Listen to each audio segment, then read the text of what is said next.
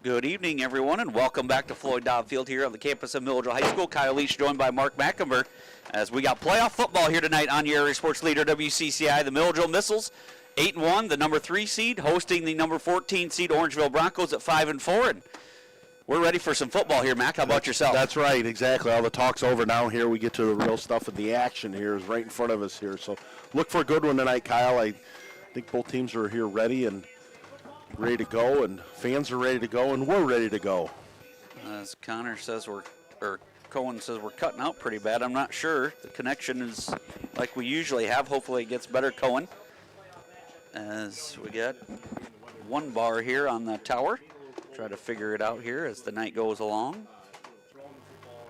So stay with us here on your Sports Leader WCIC. Never had an issue in the Crow's Nest here before, so maybe now we got a couple. So we'll see as it goes along. You hear a beeping sound in the background here too. So Cohen, just let me know if it gets worse and we'll reset things here. But we're ready for kickoff here between the Missiles and the Broncos. Milledgeville in their all black uniforms tonight, black helmets, black jerseys, black pants with orange lettering and orange and white trim. Orangeville in the road white uniforms, purple helmets, purple pants, purple lettering and numbers with the almost the neon highlighter yellow accents on the Broncos here. They always have quite the selection of uniforms to the Broncos here, Mac. Yeah, that is that purple. Purple is very, very distinct here with the Broncos and the Missiles too. They really fun small high school football here right in front of us here. 8-man playoffs coming at you. Yep, Missiles set to kick off. Orangeville going to receive the opening kick.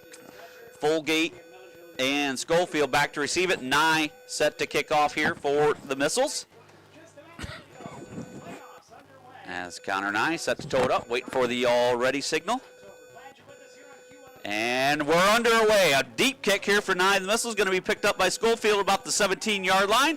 He looks for some room to run, got a little crease up to about the 30, 32-yard line, where the Broncos will take over 1st and 10 here. Their first series here tonight. Well, the Broncos going into that wind we talked about briefly on the pregame there, going into the wind here this first quarter here. So interesting here offensively what they try to attack. All right, so we're going to cut the feed here, I guess.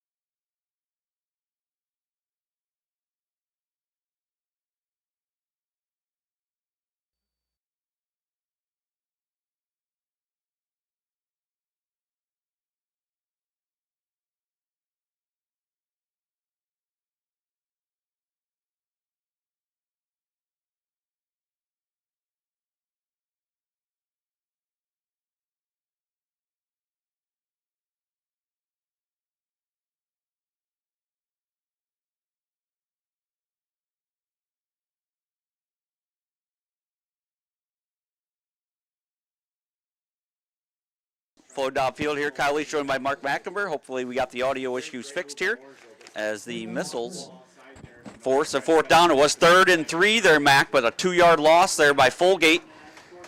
Now it's 4th and 4. I guess it was 3rd and 2.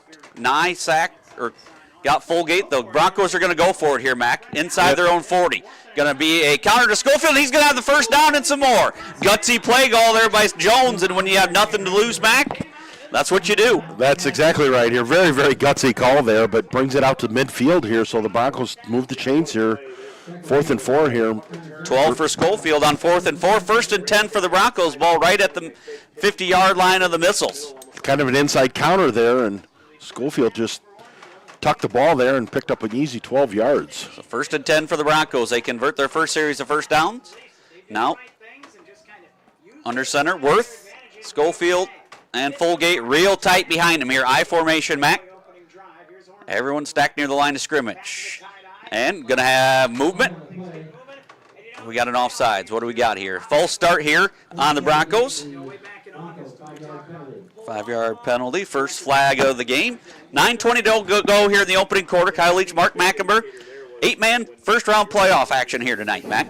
Yeah, awesome here. Both schools deserve to be here. I think that's the key thing is they've earned their way to get here, and Milledgeville hosting, and they've earned that right also. So I don't think the crowd was late arriving, but the bleachers have filled in over there on the sidelines a little bit. I think they're just all bunkered down in their cars here tonight, Mac. With their hot chocolate or coffee. Yep. 1st and 15 for the Broncos. Worth under center, I formation behind him. Worth takes a snap, going to pitch it to Fulgate. Fulgate makes a cut, going to turn it into a positive gain, about 5 yards. Tackled by Spencer Nye and Adamick. Yeah, that was a really nice comeback. Fulgate, one of the premier running backs, Mac, in 8-man this year. He had like 2nd or 3rd in rushing yards. 137 attempts, 1,255 yards, 19 touchdowns. So he's the real deal at running back.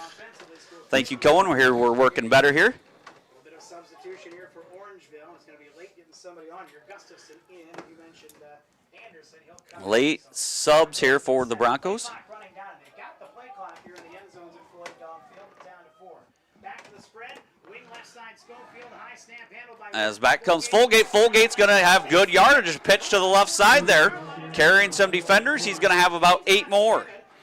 Well, nice job by Fulgate there, picking up positive yardage here. Ideal situation here with a 3rd and short.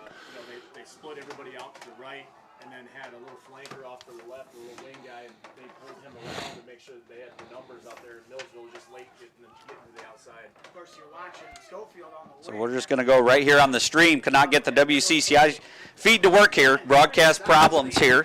3rd down and about 3 here for the Broncos. Webb. Worth, shotgun formation. Going to hand it to Fulgate. Fulgate right up the middle, and he's going to have a first down, I believe. 3 more for Fulgate. The Broncos moving the ball here on this first series. Fulgate, not a real explosive runner there, but really just kind of a more of an upright runner here, and he really does a nice job there. All right, we'll try to connect here on WCCI again.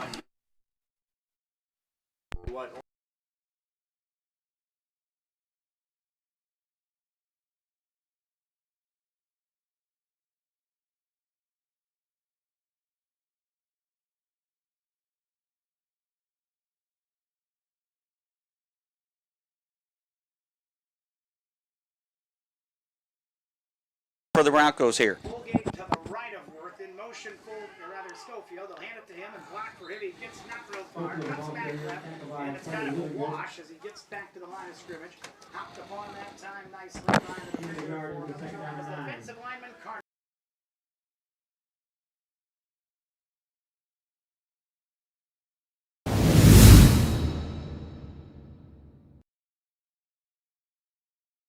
Our Verizon hotspot, as the Verizon signal must not be doing well here tonight in Milledgeville. 2nd and 9 for the Broncos on this opening drive. Worth under center. They're already using the play clock, Mac, on the first drive of the ball game. They're going to try to limit the possessions for the missiles here. Already going against the play clock. Worth going to hand it to Fulgate. Push in the pile. They get a good push there once again. That's going to be about 2nd and 4 or 5. Very interesting here how they've already implemented that, where they're going to hold down and when it gets under 10 seconds before they snap the ball here. So the Broncos obviously want to keep the ball out of the missiles' hands. Yep. Try to shorten the game up. Yep, and so we're already down to 5:40, already taken half the first quarter here, Mac. Crazy when you run the ball like that, and it's just you really shorten the game up, and we've seen that here in quarter number 1. 3rd down and 5 for the Broncos. Ball inside the missiles' 35-yard line, looks to be on the 34. Kyle Leach joined by Mark Macomb here on your Sports Leader WCCI. Hopefully we stay connected this time, otherwise we'll have to go to the cell phone. Worth under center. I formation behind him. Gonna be the pitch to Fulgate. Fulgate makes a cut. He's gonna be met in the backfield. First one there is Connor Nye. Looks like no gain on the play, maybe a half yard. Gonna be 4th and 4. Milledgeville's been coached up to stay outside Big down here, Mac, just inside the 34-yard line. 4th and 4 for the Broncos. Second fourth down here that the Broncos have gone for here. The first one really worked out well for them, picked up a big 12-yard gain there, but here 4th and 4 on the ball rests on about the 34-yard line. Yep, under 5 minutes to go here in this opening quarter. Be a wing back to the right. Shotgun formation for Worth. Fulgate to his left. Webb, the wide receiver, just offside, just not split fully out, but just kind of in the slot position. Fulgate goes in motion. Going to be the counter to Schofield. Schofield's going to be hit, and he's going to be close. Yeah, a little bit depending on the spot here. It's going to be very close, and it looks like he might be a yard short or a half a yard. And he is. Fulgate or Schofield needed 4. He got 3. The missile defense makes a stand. As impressive as it was, comes up empty. Nice little So great opening drive for the Broncos, Mac, but it nets them no points. But the Missiles will take over 1st and 10, ball on their own 30-yard line. Well, I think the Broncos here have already tipped their hand a little bit. They think they're vulnerable here, right here where we're going to see here defensively what they're going to do to stop the Missiles. Comes Connor Nye and the Missiles, their first series of the ball game. Double tight end set, split backs in the backfield. Tom Smith and Johnson in the backfield. Nye under center, and boy, he bobbles the first snap, but he gets it back.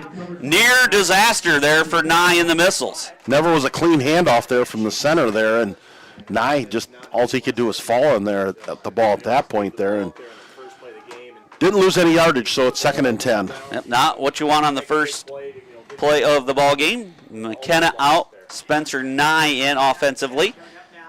This first quarter flying by here, 3:55 and counting, as the Broncos shoot up a lot of clock on that first possession. Double tight end set. Johnson and Smith in the backfield.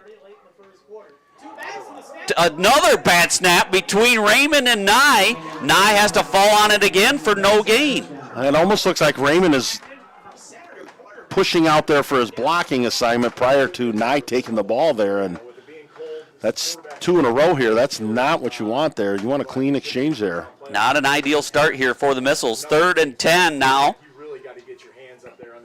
As Nye runs back to the huddle. Still 20 seconds on the play clock. Now, the down and distance you want to be here if you're the Missiles, but see if they go to the air here. The wind looks like it has maybe died down a little bit there, Mac, by the flag. Shotgun formation for 9, pistol formation. Johnson behind him, Tom Smith. And no, boy, just a disastrous start here for the Missiles. Had 2 guys going in motion. The snap wasn't ready, as, boy, the Missiles need to refocus here, Mac. Yeah, they're just really out of sync here on this drive, at least initially here, and I'm not exactly sure I can put my finger on what's going on here, but, yeah, they a negative 5 yards up to this point offensively. So 3rd and 15 now for the Missiles. 2 fumbled snaps and a penalty to start here. Not the way you want to start the opening game of the playoffs. Double tight end set. Tom Smith goes in motion. Now he gets set. Pistol formation. Nye fakes it to Johnson. Now he looks to throw. Going to be under pressure, and he's going to be met in the backfield.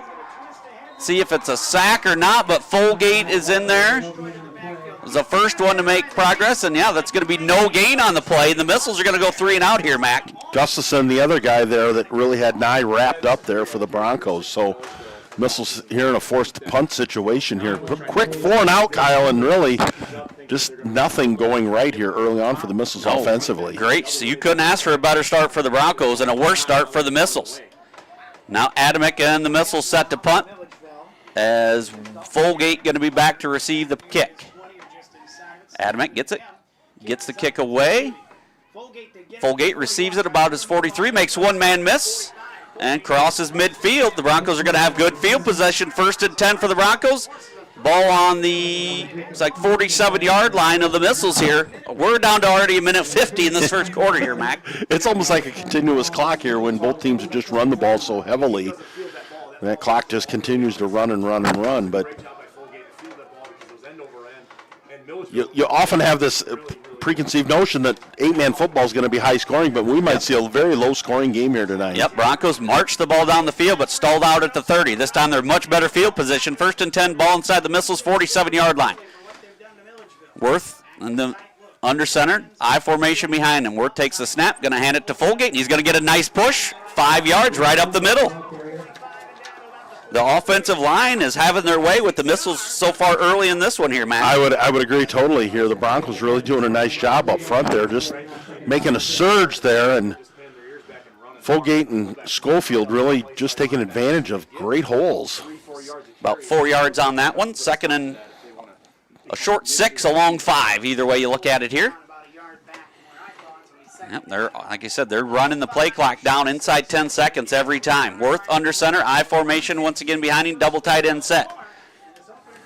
We're down to the final minute 10 here. They're going to run it all the way down before he snaps it in 5 seconds on the play clock. And ball's loose. Who's going to come up with it? I think the Broncos got it back. There was a bad exchange there, and they do, as Worth does fall on it. They lose a yard on that play, on the fumble that the Broncos recover there, but still third down here, and probably the last 42 seconds left in the quarter here, so probably one play after this one, and we'll be out of the first quarter. Third down and 6 for the Broncos here. Down to 33 seconds and 12 to snap the ball here. Shotgun formation for Worth. Fulgate to his left. Webb split out to the left side here. And Fulgate goes in motion, runs a counter to Schofield. He's going to be met in the backfield. Living Good gets him for a 1-yard loss, and it's going to be 4th and 7. Good job staying home on that counter, but I think they're going to let this run out, so if they got to punt it, they got the wind to their... Yep, everybody stay tuned here. We got a ball game here, folks. After 1 quarter of play, Milledgeville 0, Orangeville 0. We'll be back on your sports leader WCCI after this first quarter break. At Country Financial, we enjoy serving the community in which we live, big or small. I love living in the Blandonsville area. It's where I grew up, went to school, and decided to raise my family. I never had a desire to live or work anywhere other than in a small town. I feel lucky to help my longtime friends and neighbors with their insurance needs. It's like working with family every day. I'm Brett Powell, your local Country Financial representative, whose door is always open to work with you. Looking for top-notch local computer sales and repair services? Call Adams Experts in Quincy at 217-214-3423 for fast, friendly, and affordable assistance. We make technology work. That's Adams Experts, your go-to when your computer goes down.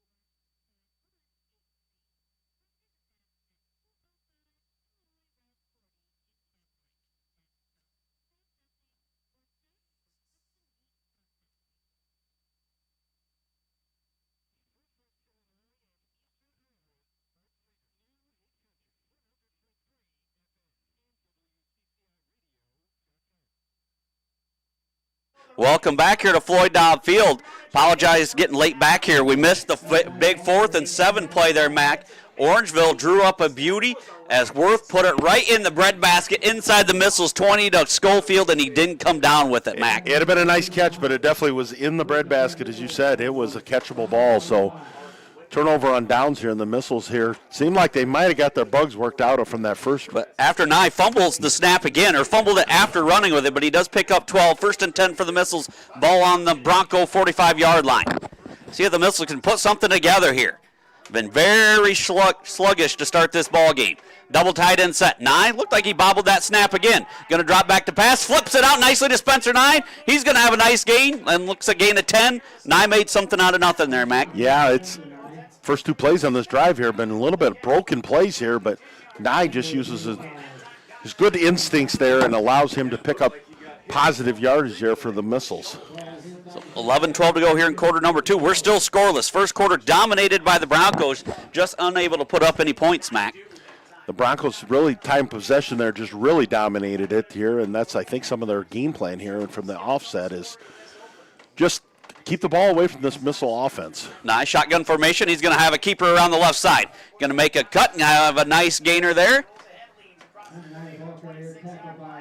Gain of, let's see where the marker, about 7-8 yards. Gain of 7 there for Nye. Second down and 7, ball inside the 30, about the 27-yard line here. Second and 3, 10:30 to go here in quarter number 2. Mark Macomb with Kyle Leach here at Floyd Dobb Field. First round of the 8-man playoffs. Winner of this one meets the winner of Polo and West Prairie. Nye under center, going to hand it to Tom Smith. His first carry of the ball game. He's going to have a nice gainer there, gain of about 6 yards down to the 21-yard line. Going to be first and 10 for the Missiles.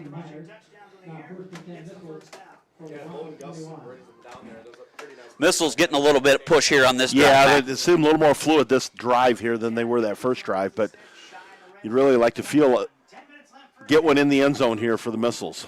First and 10, Nye under center. Tom Smith again, he's rumbling ahead. Got a big hole there, and he's down inside the 15.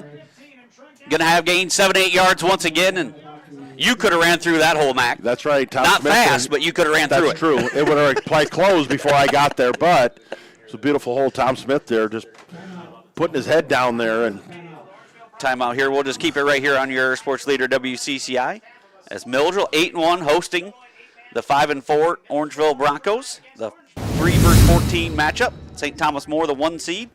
Amboy, the 2.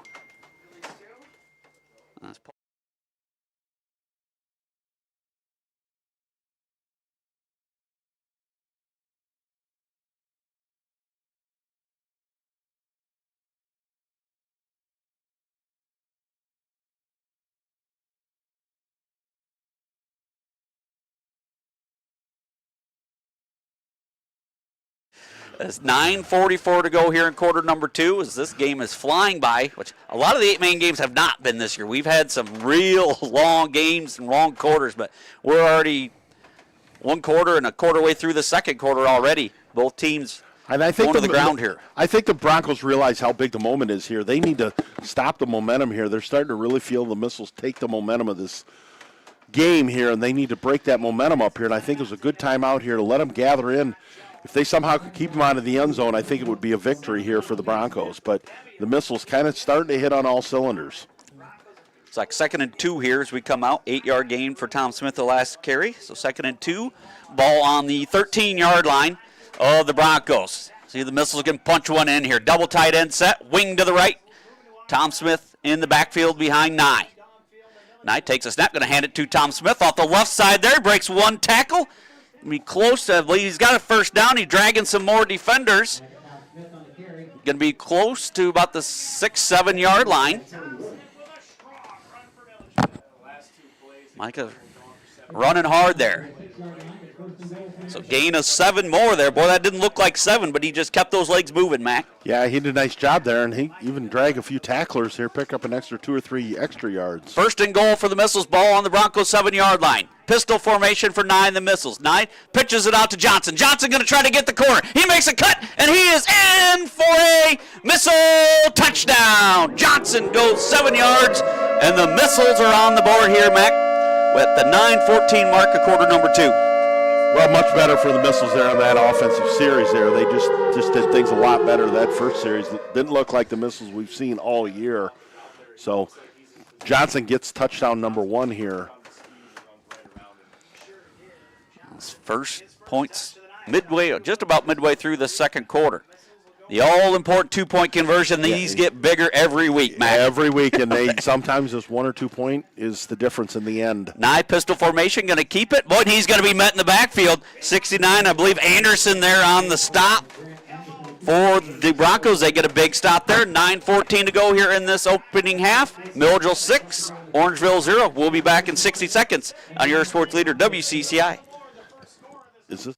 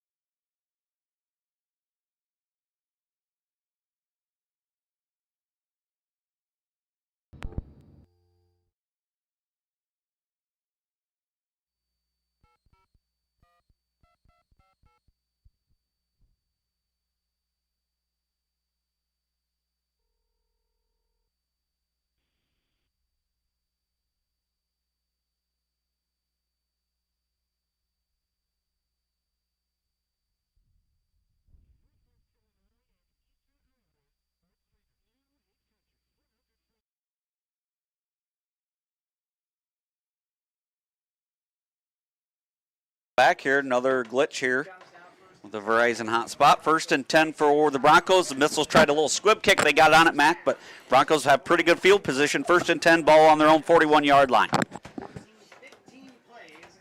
9:12 to go in this opening half. Milledgeville 6, Orangeville 0.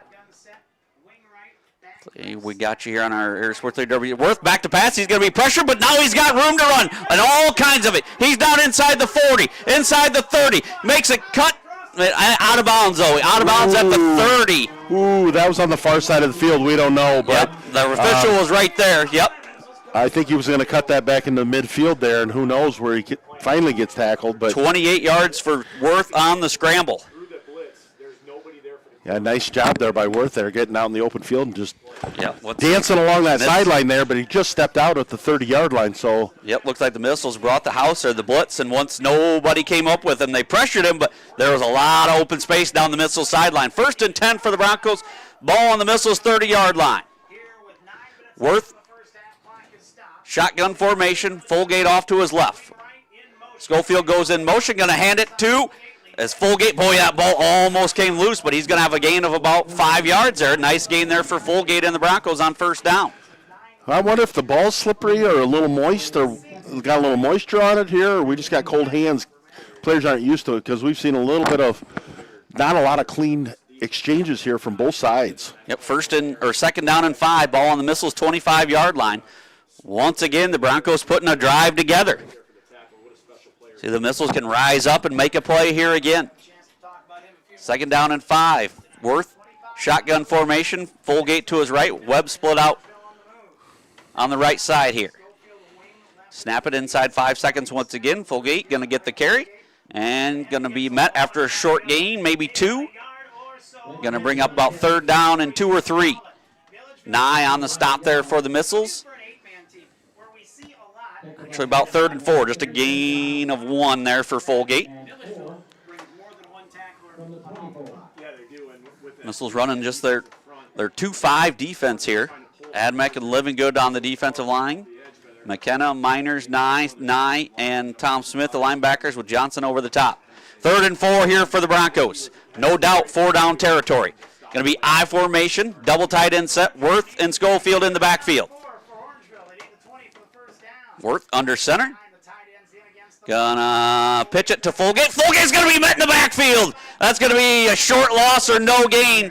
Adamek back there as well as Living Good. Nice Also job. 1 4th and 5. Great job there, pursuit on the missiles there. Fulgate had nowhere to go there when he broke to the outside. Well, what you gonna do? Run or throw here, Mac? Well, it's a great option here. You definitely got the wind at your back here, but I think Milledgeville's really done a nice job. I think you look for another counter. The counter's really been effective here for the Broncos. 4th and 5. Big play here. Ball on the missiles, 25-yard line. 6:57 to go and counting in this second quarter. Milledgeville 6, Orangeville 0. 4th and 5. Orangeville comes to the line of scrimmage. Worth under center. I formation behind him.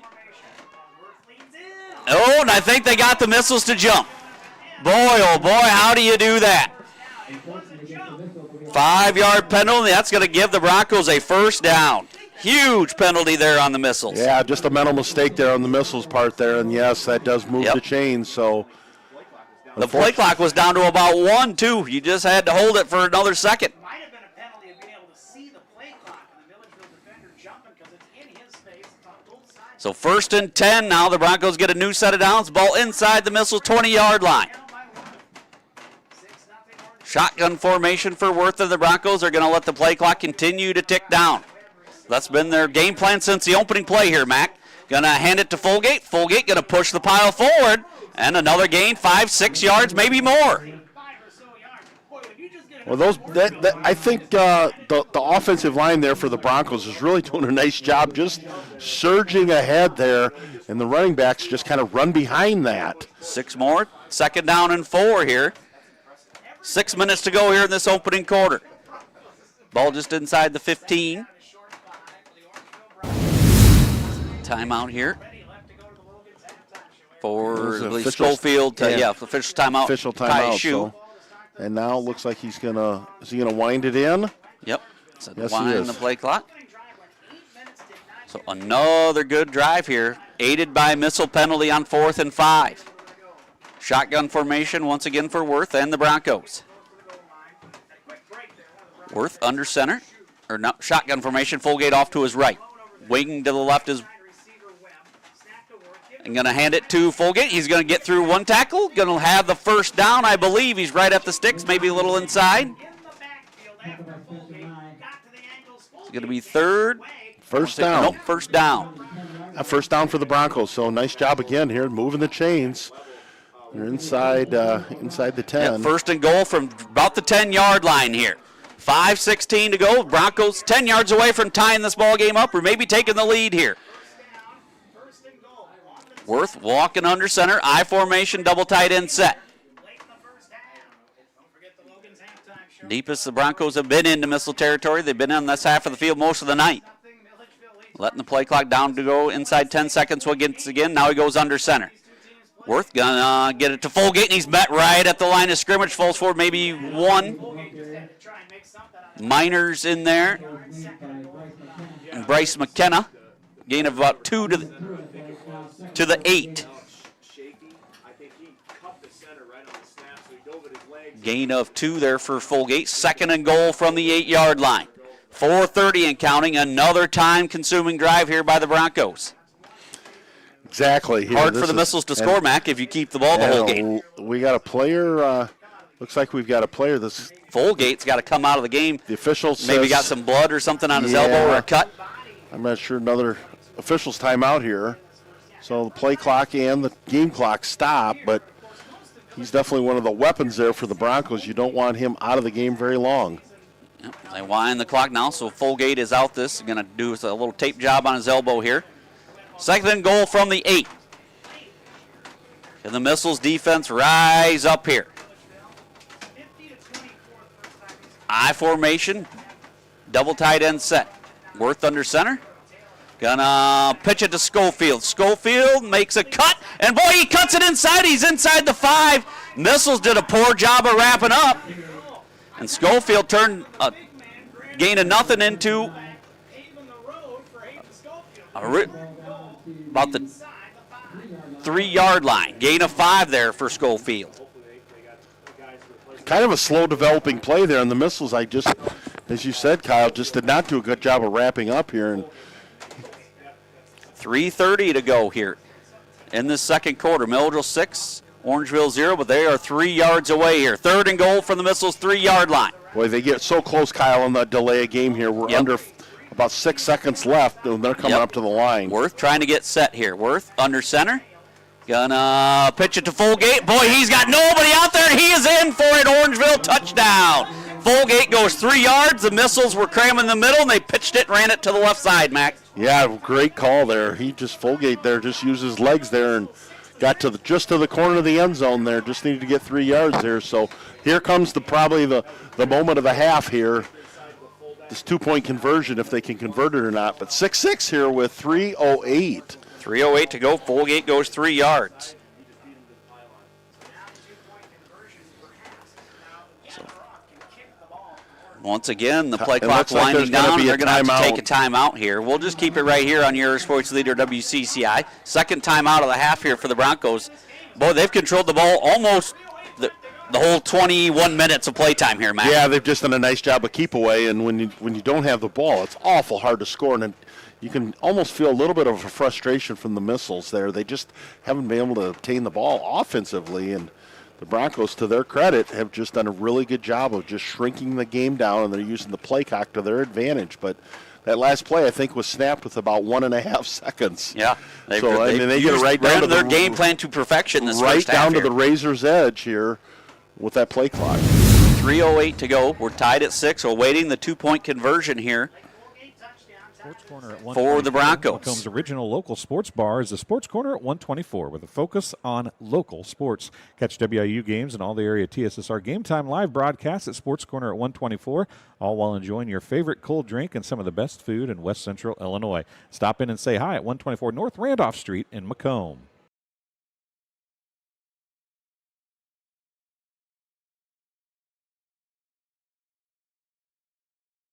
That's another key point there is that second half they get to get possession of the ball here, and they're going to get the ball with about 3 minutes to go here. Worth under center, I formation behind him. Worth gonna pitch it to Fulgate. Fulgate's gonna try to get the corner, and he falls forward, and he's in. He falls backwards, gets through a couple tackles. Fulgate converts the 2-point conversion. 3:08 to go in this first half. Orangeville 8, Milledgeville 6. We'll be back in 60 seconds on your sports leader WCCI. I went through MDH when we were trying to get pregnant. We were struggling the first year, and then when we got pregnant, I stayed at MDH and through labor and now for pediatrics. My experience was nothing short of phenomenal. I was met with amazing staff members who helped me through concerns that I had when she was first born, helping me learn how to be a new mom. It was really reassuring and comforting knowing that I had so much support and kindness around me. My entire pregnancy at MDH was amazing. Need ice for your upcoming event? Look no further. Midwest Ice has you covered. Midwest Ice is Central Illinois' newest ice delivery service. We deliver ice directly to your event. Call Blaine Wrench at 309-351-8192 for a quote today.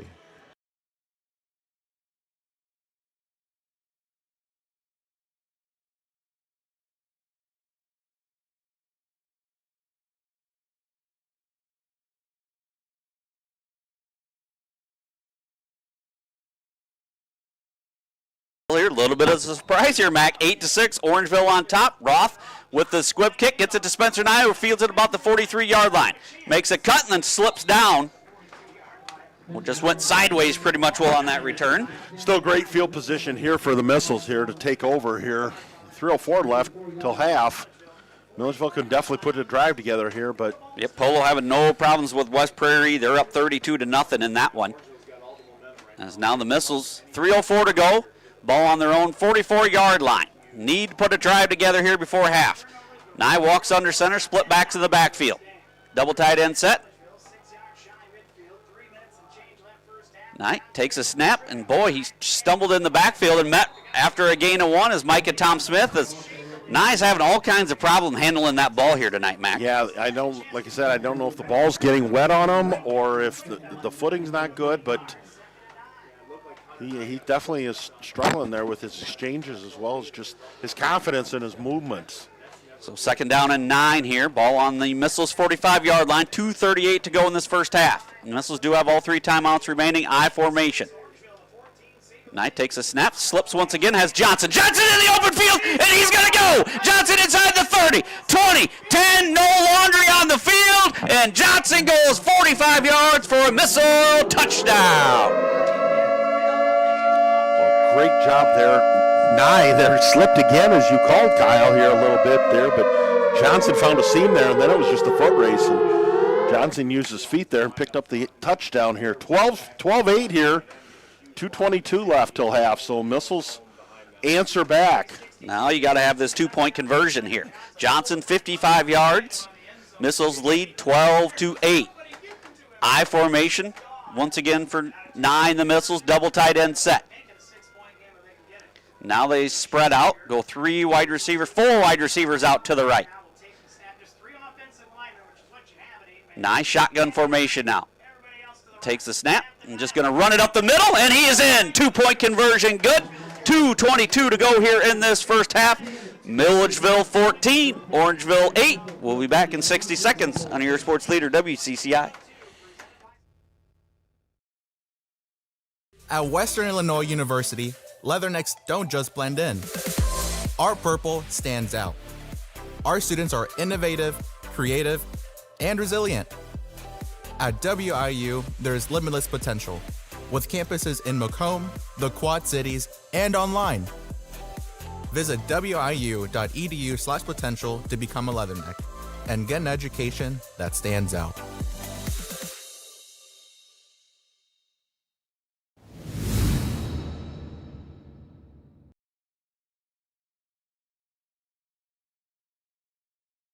Do you need ice for your upcoming event? Look no further. Midwest Ice has you covered. Midwest Ice is Central Illinois' newest ice delivery service. We deliver ice directly to your event. Call Blaine Wrench at 309-351-8192 for a quote today.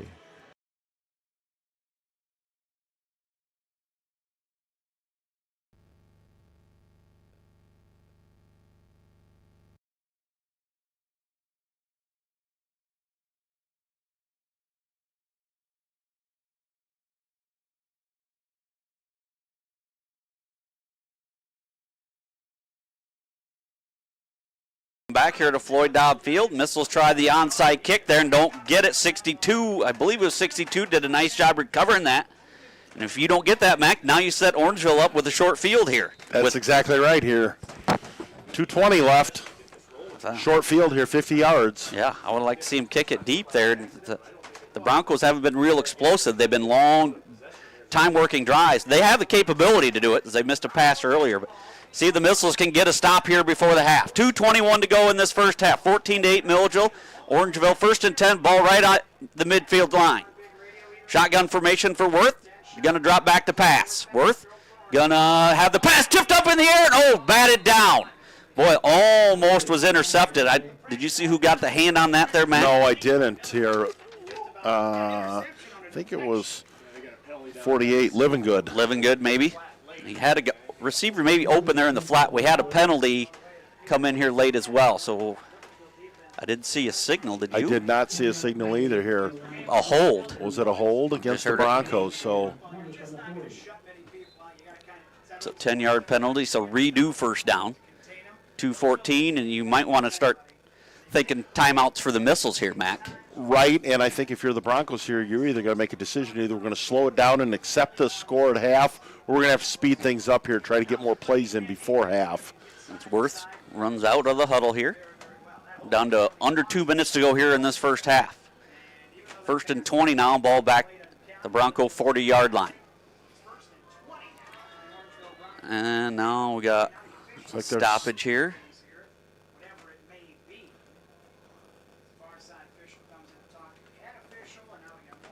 So could be a clock issue here, maybe? I'm not sure. I'm not sure either here. I don't the know way if way that was whistled. If they shouldn't have rounded the clock after the penalty?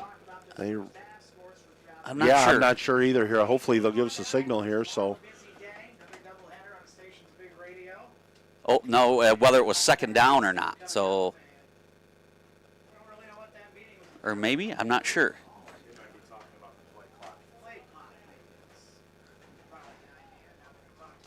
Looks like there is some discussion and some pointing to the clock here, but I haven't seen anything change. So, at this point, 147. Did I hear? Are they 2:21? Is that what they're going to put back on the clock? So it's at 1:47. So yeah, maybe the clock should not have started here. So 2:21. So 1st and 20. Worth shotgun formation. Gonna take the snap, draft back to pass. He's gonna be pressured, and Livingood can't get him down. Either can Nyworth. Gonna make something out of nothing once again. Gonna have a gain of about 14 yards there for Worth using his legs. Yeah, it's like there he goes again. And he's got short. Making something out of nothing. Yeah, Gets out of bounds, stops the clock. It's gonna be down 2nd down and 6. Ball inside the Missiles half of the field now on the Missiles 46-yard line. So Livingood and Nye were close to getting him, Mac, but couldn't do it. We talked about that. Missed tackles in 8-man. It's big. It's big. If you don't make those one-on-one tackles here, it's huge. I'm wondering what's going on here because we're under 10 and the play's still getting called in. So I'm not exactly sure if they're going to get the play They off might have to call their last time out here. We're down to 3 seconds. Yeah, no way they're going to get this one off. And they're going to take a timeout, and they are. Orangeville's going to use their last timeout. We'll take a quick one with them. We'll be back on your Sports Leader WCCI after this 30-second timeout.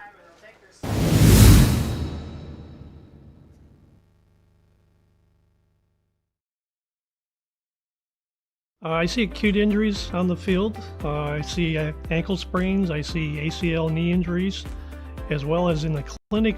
It's very rewarding to see them from on-the-field injury to rehab to transition back to their event. Well, I've always had an interest in the medical field, and then growing up, I actually went through physical therapy myself for an injury, and that got me back to playing my sports and the activities that I loved. So seeing that firsthand, I got to see how much physical therapy could really benefit others.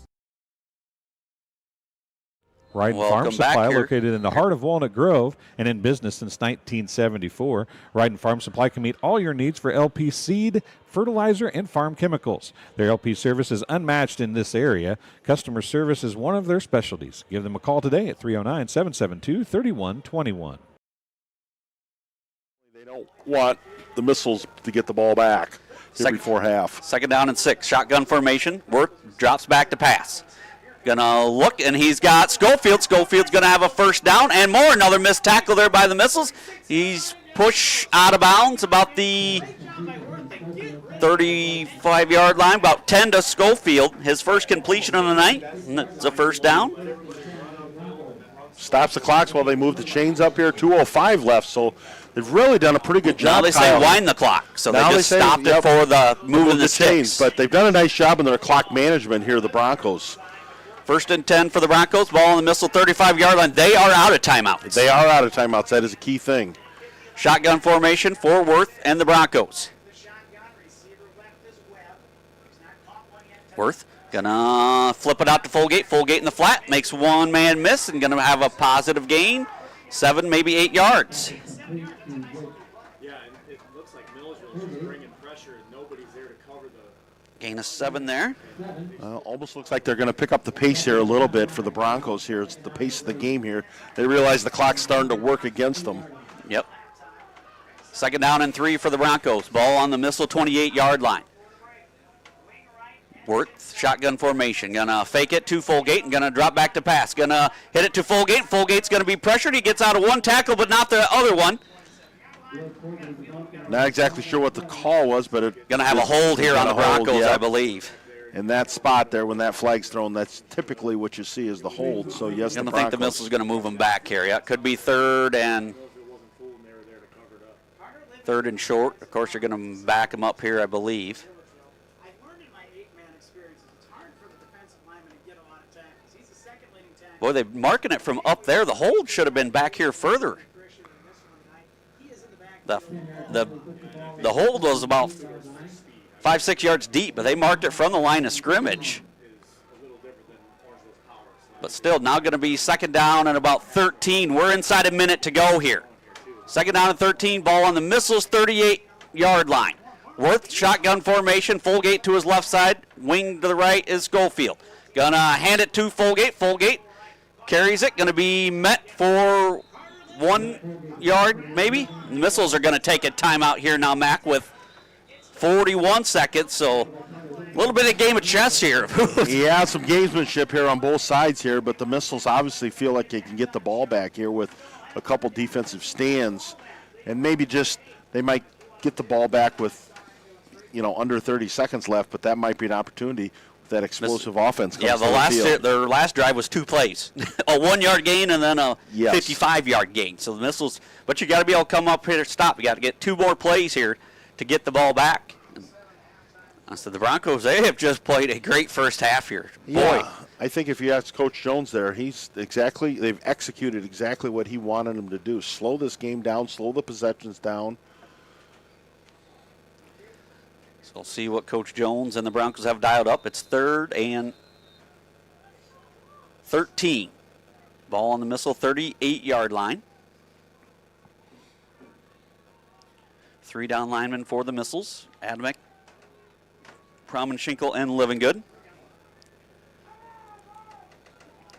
So they're going to go split 3 wide receivers to the left. Webb, Schofield, and Folgate off to the left. Worth be watching his legs here as well. Worth's going to drop back to pass. Worth going to air it out. Nobody home there. Somebody ran the route. He had some pressure in his face there too, so now it's going to be 4th and 13. This one you think maybe you got to punt and try to pin the Missiles deep. Yeah, I would agree with you. I think you're almost forced. You've got the wind at your back here, and you can try to pin the Missiles down here with a good roll. But maybe the Broncos here have other ideas. Looks like maybe they're going to go for it. 4th and 13, ball on their own 38-yard line, or on the Missiles' 38-yard line. 36 seconds to go. Said you have nothing to lose here. They're this big underdog. You leave it all on the field. That's what the Broncos are doing. 3 wide receivers once again to the left. Shotgun formation for Worth and the Broncos. Missiles, 2 down linemen, drop everybody else back in coverage. Adamek, it's Schofield, and he caught it! Schofield caught it inside the 5. Now they got to get down there and down, and he's down about the 4 or 3-yard line. Adamek looked like he stopped running at the quarterback, Mac. Yeah, that was an over-the-shoulder catch. What a fantastic catch. I don't know if we have an official where the stick's going to be placed here. Looks like it's about the 3-yard line, 28 seconds and counting. And Milledgeville wants a timeout here. Missiles are going to take a timeout. My gosh, Schofield come up with another catch. As that one he did, another over-the-shoulder catch, but this time he come down with it, Mac. Beautiful catch there, and just coming up with the ball was key. He was just about falling to the ground as he catches that ball there, but comes up with it inside the 5-yard line 35 yards unofficially on that play. So, yeah, 1st and goal, 25 seconds to go. Now you wonder down the Missiles taking those timeouts is going to possibly lead to the Broncos tying the ball game or taking the lead here at half. What a first half we've had here. Well, if you're the Broncos, you like up the middle here, you're around the outside, Kyle. Boy, I just don't get on that pass play. Adamek was coming around the corner, and it looked like he was afraid to hit the quarterback there. Almost stopped and let him get the pass off. The Missiles were there in coverage. He just dropped it right in the basket. Again, a beautiful ball there by Worth to Schofield. 1st and goal for the Broncos, ball on the 3-yard line. They don't get it in here, Mac. They've got to hustle back to the line quickly. Shotgun formation, wing to the left. Worth going to take the snap. Folgate goes in motion. Just going to be a pitch to Worth. Worth's going to be bundled up in the backfield for a gain of 1 maybe. Almost. I think they probably called 2 plays. So they're right up to the line here, ready for 2nd and goal. 10 seconds remaining. Worth, shotgun formation. Schofield goes in motion. Going to hand it to Folgate, and he stopped short again. 3rd and goal. The time's going to run out. The Missiles are going to get a defensive stop there as they're going to go up in the half, leading 14-8. And boy, what a turn of events there. Folgate come up about a half-yard short there, Mac. Yeah, it was close there. It was far from our vantage point. We couldn't actually tell, and I was just watching the officials there. And no indication for a touchdown. So, yes, come up short there right before the half. So, what an exciting first half, Kyle. Here both ways here. Yes. Very exciting first half. If you're the Missiles or the Broncos here, you feel really good going into half where things have sat. Yes, what a game we have here. 14-8, the Missiles lead in a half that was pretty much dominated by Orangeville. It was. One big play here by Johnson here, 55-yard when he broke away. Really the only difference here, why the Missiles have a lead here at half. But up to this point, yes, the Broncos have dominated just because of time of possession. They just have done a nice job of keeping the ball and keeping the Missiles offense off the field. Yep, other scores, Polo 40, West Prairie 0 in the second quarter. And at the half, Forson 14, Marquette 7. Go over the first half stats here first for the Broncos. We have Fulgate with 17 carries for 51 yards unofficially, 1 touchdown. Schofield 6 carries for 23 yards. Worth 3 carries for 41 through the air. Worth was 3 for 6 for 52 yards. As Schofield has 2 catches for 45 and Fulgate 1 for 7. 3 penalties for 25 yards for the Broncos in that first half. And for the Missiles now, we got Tom Smith 4 carries for 22 yards. Nye 5 carries for 19 yards. Johnson 2 carries, 62 yards and 2 touchdowns. That's a good average. That's pretty good. You touch the ball twice and you have 2 scores. As Nye just 1 for 1, just 11 yards through the air. Like the Missiles just didn't have the ball the whole first half, Mac. No, they truly did not have the ball. The offense was not on the field there, and when the offense was on the field, they just couldn't get into a real. I think they ran group. 12 plays. 12 plays. 12 plays. It's pretty. And like I said, Orangeville came in with a game plan, and boy, they executed it to a T in that first half. But I think the key moment here is the Missiles get the ball to start the second half, so they're going to have an opportunity to get the offense back out in the field there and see if they can't get something going offensively. Yeah, first drive will be huge for the Missiles. You get a 2-score lead here, all of a sudden the Broncos can't take ball control so much. They're going to have to speed it up when you're down 2 scores. That will definitely change the game plan if the Missiles could go up 2 scores. But should they not go up 2 scores, and the Broncos feel like they probably can score one at the very end, I think they would be confident if they had the ball in the final drive of the game. Yep, but a very entertaining first half as the Missiles lead this one 14-8, and there's more playoff action tomorrow on your Area Sports Leader WCC. I believe Beaver Miller on the call tomorrow night down in Martinsville, Illinois. Yeah, a place I didn't even know existed, but Beaver in traveling, he's going to follow the River Ridge Wildcats in Martinsville tomorrow, 6 o'clock is scheduled 6 p.m. start. Yeah, late start down there for a Saturday game. Not many Saturday night games, but 6 p.m. start. But, yeah, that's a haul from River Ridge to Martinsville, down near the Indiana border. Yeah, I talked to Beaver, and Beaver says, near Terre Haute, Indiana. I said, well, that does enough right there. So, once again, your score here at the half, Milledgeville 14, Orangeville 8. We'll be back on your Area Sports Leader WCCI after this halftime break.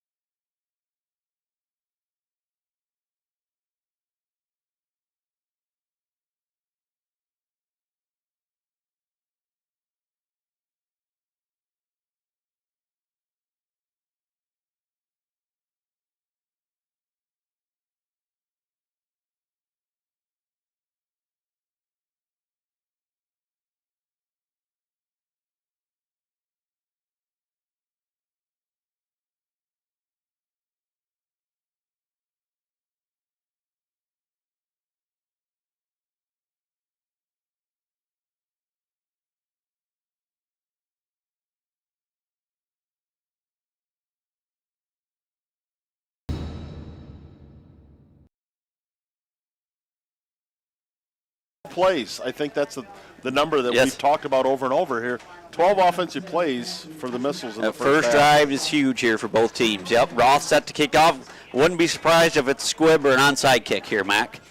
Yeah, I don't know if I'd want to do that, though. You give the Missiles good field position here, but the Missiles are notorious here for big run backs also. Tom Smith back to receive the kick as we are underway. Roth set to toe it up, and it is the onside kick. And boy, luckily that took a nice bounce for the Broncos, but Miners did a nice job coming up with that ball there, Mac. Yeah, he did, and every coach will tell you, let's just fall on it here. Yep. We're not worried about advancing the ball. Just fall on it, retain possession here, and get our offense out here. And those are always dangerous there, but Missiles did a nice job of recovering the ball there and get great field position on the 47-yard line. And hopefully Connor Nye does a little better job here with his footing and handling of the ball here. Had some issues that first half. 1st and 10 for the Missiles.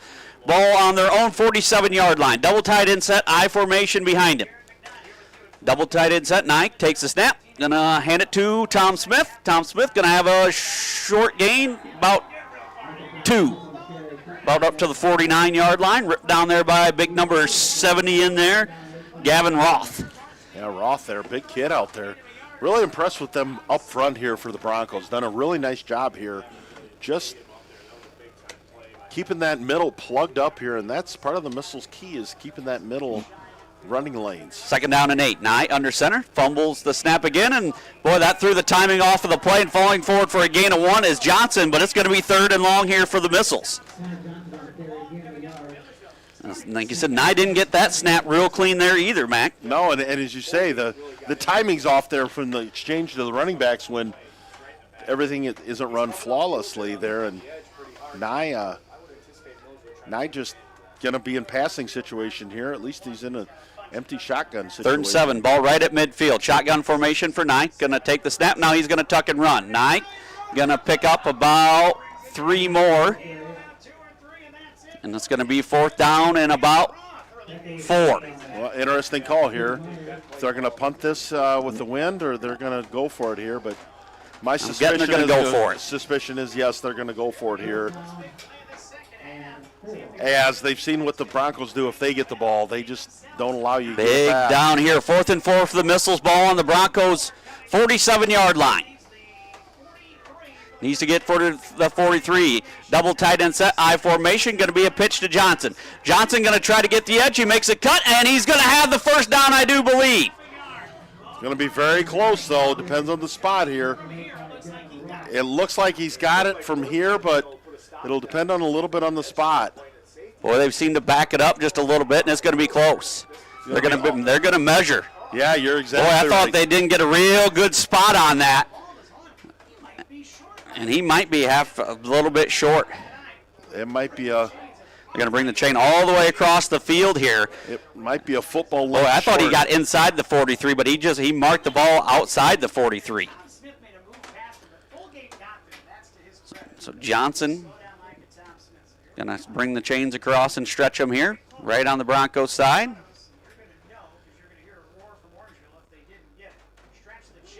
And they got it. No, they didn't. It's short. Boy, inches short of the 4th of the conversion, and the Broncos get a stop here to start the 2nd half. Looked like about half of the length of a football here short. You couldn't see the players were in front of us here, Mike. Could you get it about looked a like half it of a was- ball length short? Yeah, about a half a ball length short, and so, as you say, the spot becomes very, very critical here, and they're closer than we are, but, yeah, the spot was very important. And Now we get to see the Bronco offense for the first time this 2nd half. 1st and 10 for the Broncos. Ball on the 43-yard line. I formation, Worth under center. Double tight end set. Gonna hand it to Fulgate. Boy, he's met right at the line of scrimmage. And the ball came loose, but the play was blown dead. Going to be maybe a loss of 1 on that play for Fulgate. Adamek on there to the initial hit. 2nd and 11 here for the Broncos. Under 10 minutes to go in this 3rd quarter. Milledgeville 14, Orangeville 8. Broncos get a big 3 and out to start this first half. Worth shotgun formation. They're going to let the play clock gun again. Down inside 10 seconds. Wing to the right is Schofield. Fulgate to his left. Schofield goes in motion, gonna hand it to Fulgate. Fulgate gonna be met after a gain of 1. Missile's doing a better job here so far on Fulgate these first 2 carries. 3rd down and 10. Ball back to the 43-yard line. 9:15 to go here in this 3rd quarter. Milledgeville 14, Orangeville 8. Broncos were stopped inside the 1-yard line right before half as time ran out of them. And then they get a defensive stop to start this 3rd quarter. Missiles were inches short of converting a 4th down. Shotgun formation once again for Worth. Schofield wing to the left this time.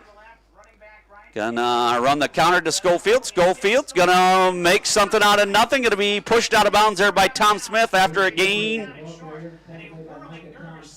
of about 5. So it's gonna bring up about 4th and 5. Oh, Orangeville's done a wonderful job there in their 4th down conversions. Unofficially, I think we have them 3 for 4 in that first half. So get a game of 6, 4th and 4. So this another 4th down situation here, and you look for the Broncos to go for it again here. Yep, ball at the 49-yard line. They need to get across, get some interference here once again. So 4th and 4 for the Broncos. Ball on the their own 49-yard line. Shotgun formation for Worth. Schofield, wing to the left. Can the Missiles get a stop here? And got a flag on the play. Delay a game. Yep, delay a game.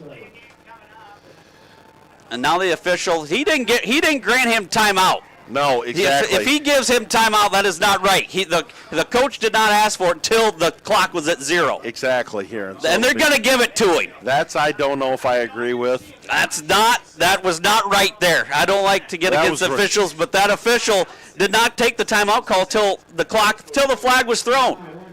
And that all happened right in front of us. Right in front of us, and so we saw it kind of unfold there, and that I don't know how it's going to work out here, but if the Broncos convert this 4th down here, definitely a big moment here that they avoided the penalty. Orangeville's first time out here, but yeah, this coach didn't even realize the play clock had ran out, and then all of a sudden he looked and said, "Oh, I would have liked a timeout." Well, of course he wants a timeout after the play clock runs out. 4th and 4, first time out of the ball game for the Broncos.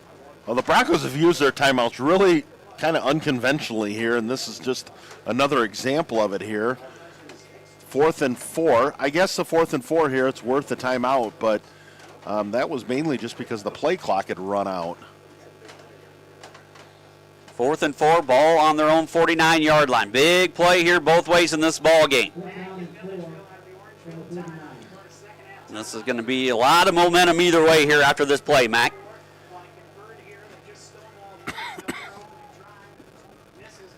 So now they re-huddle up here. Now they break the huddle. Shotgun formation, Schofield wing to the left, Fulgate to his right. Worth gonna take the snap, drop back to pass. Gonna get it, he's got Schofield. Schofield as the defender fall down, and it's gonna be a 1st and 10 for the Broncos down to the 40-yard line. Gain of 11 to Schofield. And looks like Schofield's cramping on the play. Official timeout.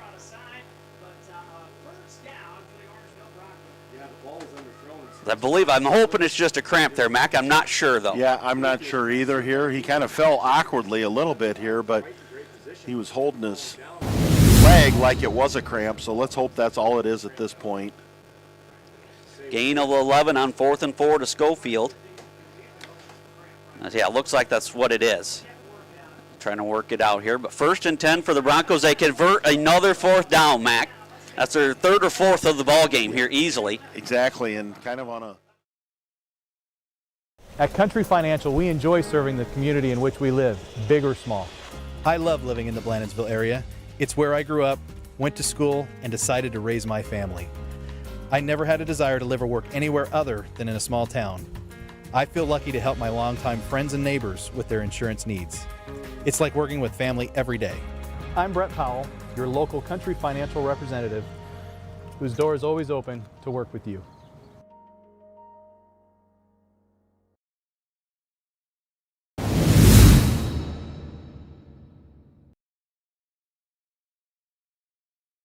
And now we're ready to resume action. Big conversion there, Worth to Schofield, gain of 11 on 4th and 4.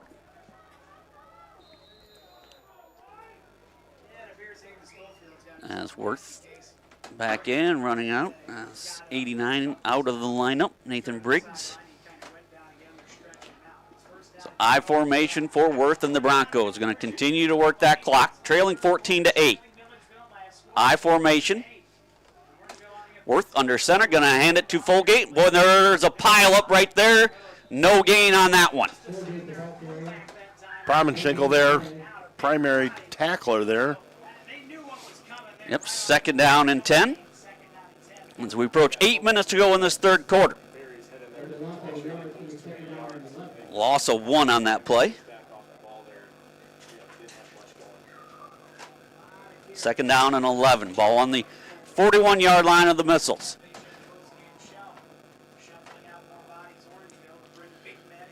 As some guys in and out of the lineup here for the Broncos. Still got plenty of time on the play clock. Worth shotgun formation. It's going to be a pitch to Folgate. Folgate off the left side. Balls out, balls out, balls out. I think the Missiles have it, Mac.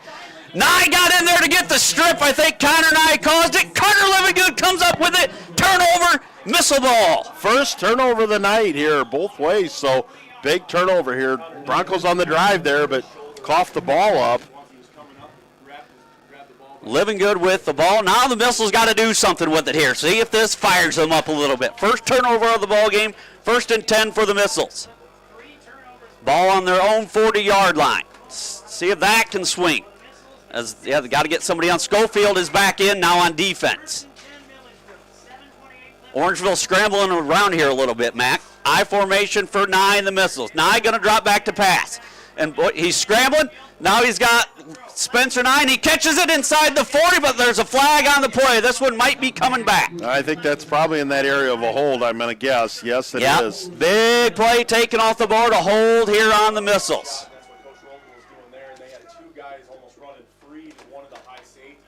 Boy, so unfortunately that play's nixed out. Yes, a big gain of 20-some yards wiped off the board. Now it's going to be 1st and 20.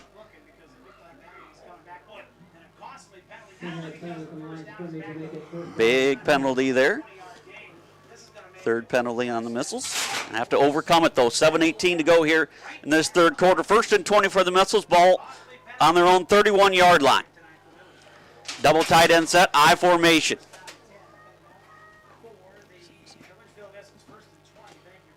Nye under center, gonna hand it to Tom Smith. Tom Smith's got some room to run. Move with the power. Excuse me, that's Johnson running hard up the middle. He's gonna have a gain of about 11.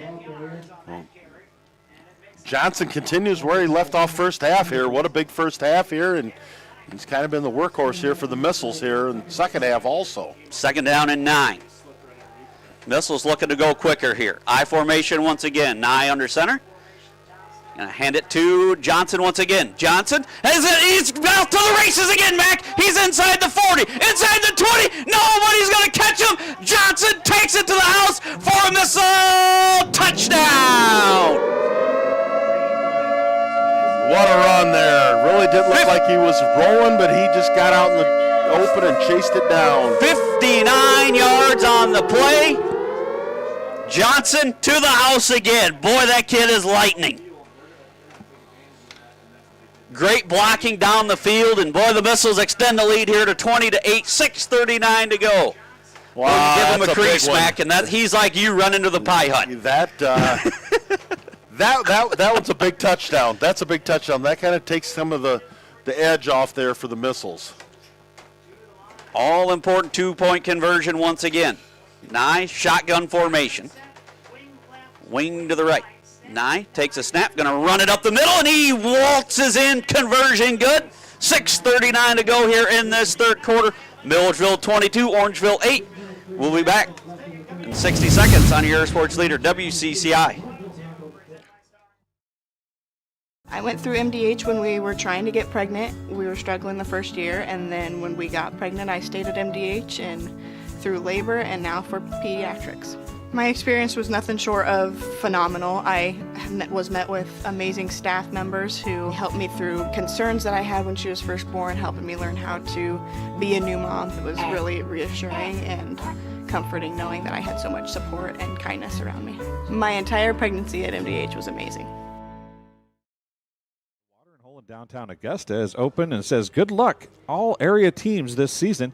Stop in for a cold drink Monday through Friday, 2 p.m. to 1 a.m. with happy hour 4 to 6. Then Saturday, 1 p.m. to 1 a.m. You can watch the game there today. If you aren't there, get there.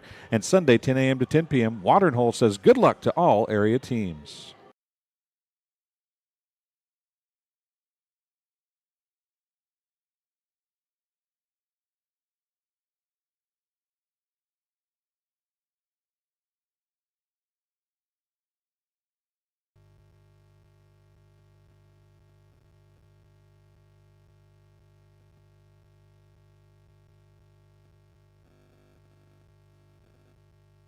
Welcome back here. I'll let you take this call, Max. Still writing some stats down here. At the 6:39 mark of the third quarter, Johnson goes 59 yards for a touchdown. Well, Nye tees it up here as the missiles kick it off here, and it's going to be a ground squibber, and it's up in the air here, and Soderstrom there wrestles the ball to the ground, and the ball will be wrestled. Looks like they're going to spot it at the 44-yard line, so the Broncos take over here. The Broncos gave up a turnover that last drive here, and that just opened the door for the missiles to really get a big play together. And Johnson he was the workhorse that whole series there, but he finally found a crease there, and he's off to the races there. So the Broncos down 22-8, 6:35 left in the third quarter here. The Broncos need to get a quick score if they're going to want to get back into it. You go ahead and let them run that play clock all the way down. That's right. They got to get back in it. Yep, 1st and 10 for the Broncos, I formation. Real tight to the line of scrimmage, kind of like what Forreston does. And Folgate bottled up once again. And, boy, the Missiles been a total different team at the line of scrimmage. That's right. They've really done a nice job here. And I wonder if Coach Roble said. He's fired up on that sideline. I got to believe. He's cheering all the way there and saying, guys, we got to play harder. And the Missiles have responded here in the second half here. Gain of 1 there. Yeah, Coach Roble fired up there on the sideline. 2nd down and 9, a long 9 for the Broncos. Shotgun formation this time, wing to the right here for the Broncos. That's Schofield in the wing spot. 6 minutes to go in this third quarter, 22-8, Missiles lead. Worth under center. There's a snap, gets it to Folgate. Folgate going to try the right side this time. Moves ahead for a gain of about 3. Going to bring up 3rd and 6, excuse me. Well, you just wonder how long it's going to be until the Broncos going to have to start putting it up in the air here just a little bit and try to spread this field out here. Up to this point here, they've really just kind of shortened the field. And it's allowed the Missiles here to kind of tee off here this second half because they know the ball's just going off tackle or between the tackles. 3rd down and 6. Ball right at midfield here for the Broncos. Shotgun formation once again for Worth. Wing to the left is Schofield. Folgate to his right. Worth going to drop back to pass. Worth fires it. The ball was tipped. I think Connor Nye maybe got a hand on it. And got an injury on the play here for the Missiles. Spencer Nye there with the dive there, but the ball was just a little bit short here. And, yeah, the Missile player there down. I don't know if you have a number here. It looks like Carter Livingood down.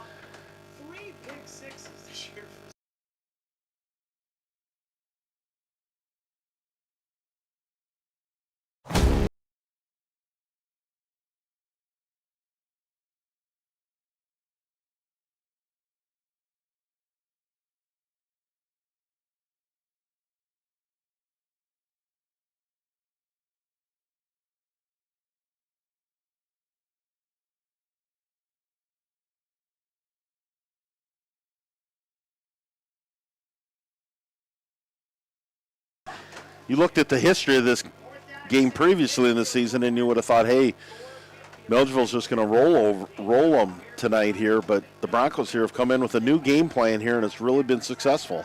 Worth under center. Wing to the right. 4th and 6. Worth going to drop back to pass. He's going to fire it up, and nobody's home. Turnover on downs.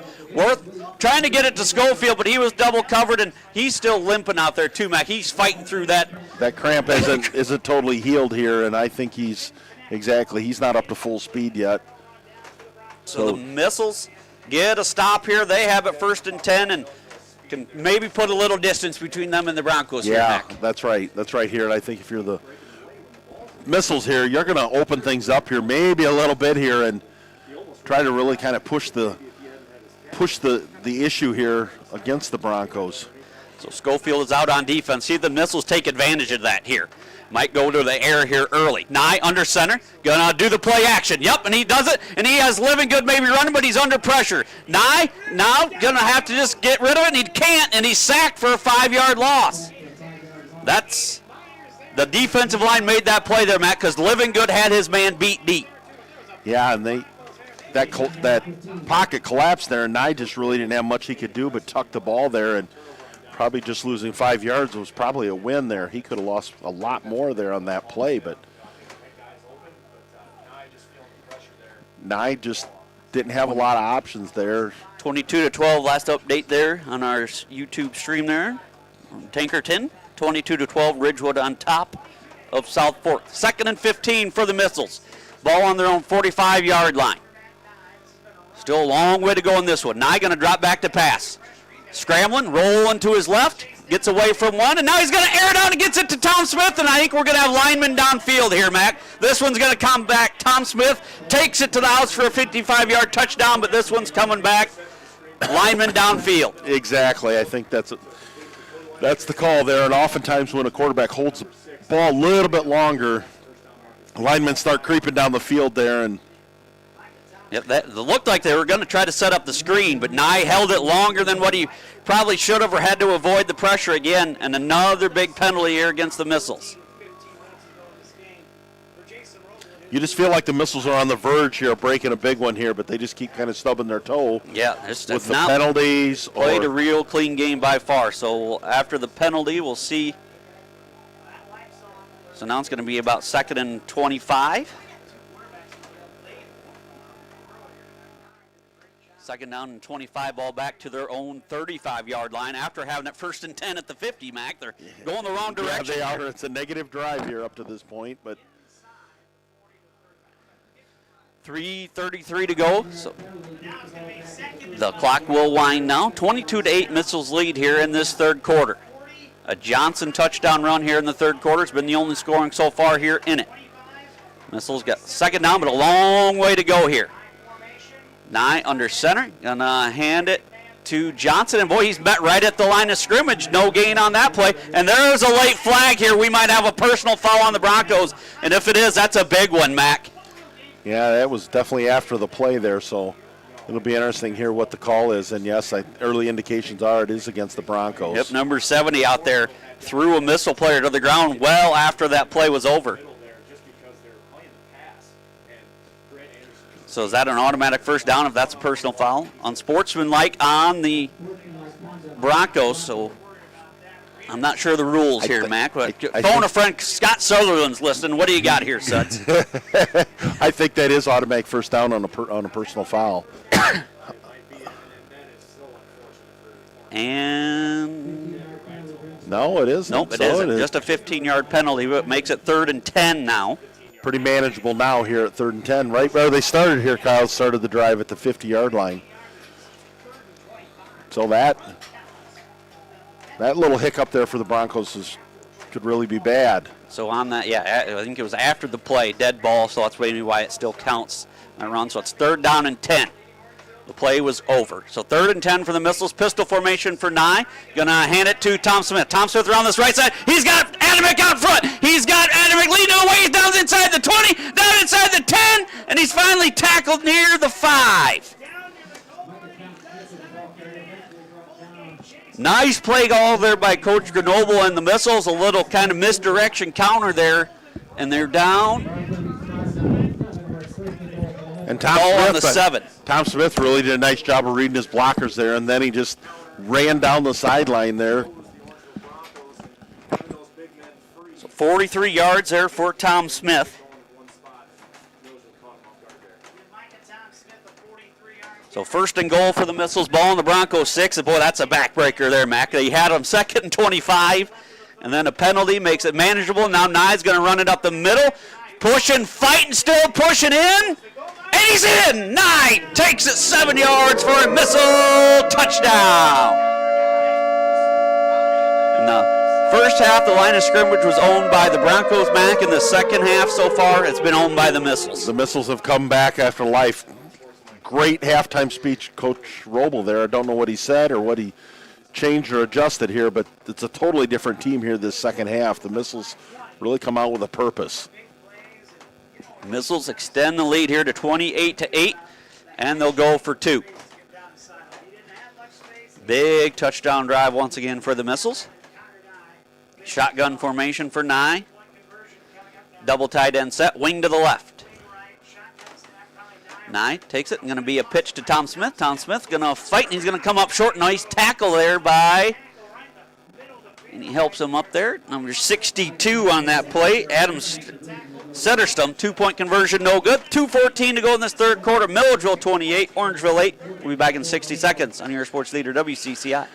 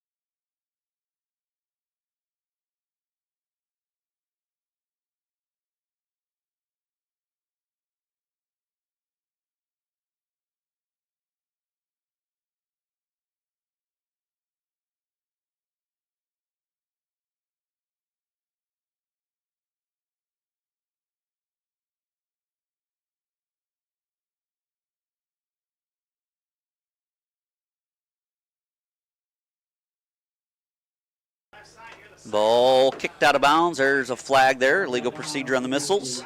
See if they make them re-kick it. I think they maybe will make them re-kick it. Or are they going to take it right there? That's always... Nope, looks like they're going to take it right there. So 1st and 10 for the Broncos. Ball on their own for... 39, I believe. 39. Or are they going to make them re-kick it? Oh, they're just going to take the yardage from the spot. So they'll have it 1st and 10, ball on their own 44-yard line. 40-8 Polo. Forston leads 20-7. Thank you, Mike. And our phone-a-friend referee, Scott Sutherland, said yes, it is not automatic, only by yardage. Drinking a lot of water. He got to be a little dehydrated from what cramping up. It looked like Orangeville was waiting for him to get in the game. 1st and 10 for the Broncos. Back comes the offense here. 2:14 to go in this third quarter. Worth under center. I formation behind him. Going to be a pitch to Fulgate. Fulgate, and he's going to be met in the backfield. McKenna kind of blew that play up, and then Promenschinkel and Nye cleaned it up there. McKenna just shot through there, Mac, and made Fulgate had to put on the brakes. Playing much more inspired the second half, the Missiles. Both sides of the ball, but really defensively here, just playing a much more inspired. Yeah, I believe he had like 50 yards the first half. He still sits at 53 now. Just no room for Fulgate here this second half. 2nd down, 11, loss of 1. Ball on their own 43-yard line, 140 and counting. So the Broncos have been running guys in and out of the huddle all night here, Mac. It's like I said, looks like Schofield's back out once again battling the cramps. Worth, shotgun formation, Fulgate to his right. Worth going to drop back to pass. Worth going to be sacked in the backfield by Adamick, and we got some flags. Could be a horse collar. Could be a horse collar. It could be a hold. I'm not exactly sure, but yeah, it looks like initial indications are it's hold against the Broncos. Hold there, so I think they're going to, I would think they're going to decline that. Or they didn't? Well, they had him for a sack. Did they? A little surprised they didn't, that they took that penalty, Mac.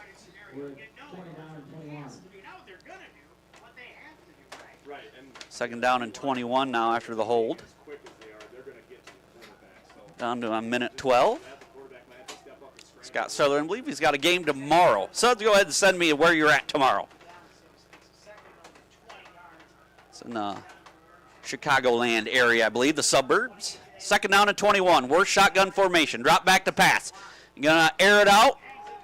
And gonna be almost caught and almost intercepted at the same time there, Mac, as Johnson tipped it to... It would have been a great play either Yep. way, whether it was a reception or an interception. But Yeah, it was up for Webb. Pass falls incomplete.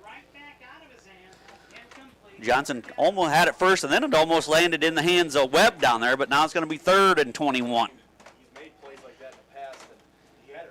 We'll go to any playoff games tomorrow. Mac, what's your Saturday I looking haven't like? decided here. Or with, I'll probably There's stay a at lot- home and watch some on the TV as well there, the streaming capability. Fulton Morrison has my attention. The old, Yeah. the wooden shoe battle, which the wooden shoe is not up for grabs, but that should be a dandy down there in Morrison. 3rd and 21. Worth back to pass. Worth gonna air it out, and it's gonna be almost intercepted by Spencer Nye. He could have had his 6th pick 6. That kid's got 5 pick 6s this year, That's an Mac. incredible stat. That is an incredible stat here. But For a kid not really known for his speed, but he is a ball hawk out there. He got a nose for the ball, the young sophomore Spencer Nye. Another incompletion. As Living Good did a nice swim move in there and put a hit on Worth. As the Missiles have really getting some pressure on him as well here, Mac, which well, I think these this passing situations, they can kind of pin their ears back. yeah, and I think this has even forced the Broncos into their first punt of the night. So, this is second punt of the night. Excuse me. So, the Broncos in punt formation here. Webb set to punt. Yeah. I still think it's their first punt of the game. I have it down for their first. As that one goes straight up in the air and going to be about an 8-yard punt. Missiles are going to take over 1st and 10, ball on their own 42-yard line. I think they punted right there at the end of the beginning of the second quarter. My brother said that is Mayor Macomb I'm talking to. Well, that's true. That's true. That's not a rumor. Yes, I forgot it with royalty up here tonight. Elected royalty. Scott Sutherland is in 8A game tomorrow. South Elgin and Lane Tech. That'll be a little different atmosphere than here. A little different style of football. Yep. So 1st and 10 for the Missiles. They're trying to put this one away here. 40 on their own, on the Broncos' 42-yard line, 35 seconds remaining in this 3rd quarter. Pistol formation for Nye and the Missiles. Nye gonna fake it to Johnson. It's gonna be Tom Smith off the right side. He's got blockers, and boy, this one's coming back. This gonna go for a touchdown with the Missiles. 3 flags on the field, so something went wrong out there, Somewhere Matt. way wrong, and it's the old holding. When the flags start flying like that, that's usually a good indication that it's coming back. Yeah, for one, you could say maybe that was a tough call, but when 3 guys got to look at it, yeah. So a hold, bring this one back. Would have been a 42-yard run for Micah. Kind of ran that counter again. As Micah just walking back to the huddle. He's gassed after running that one. So 25 seconds remaining. Don't forget, tomorrow, more action right here on your Sports Leader WCCI.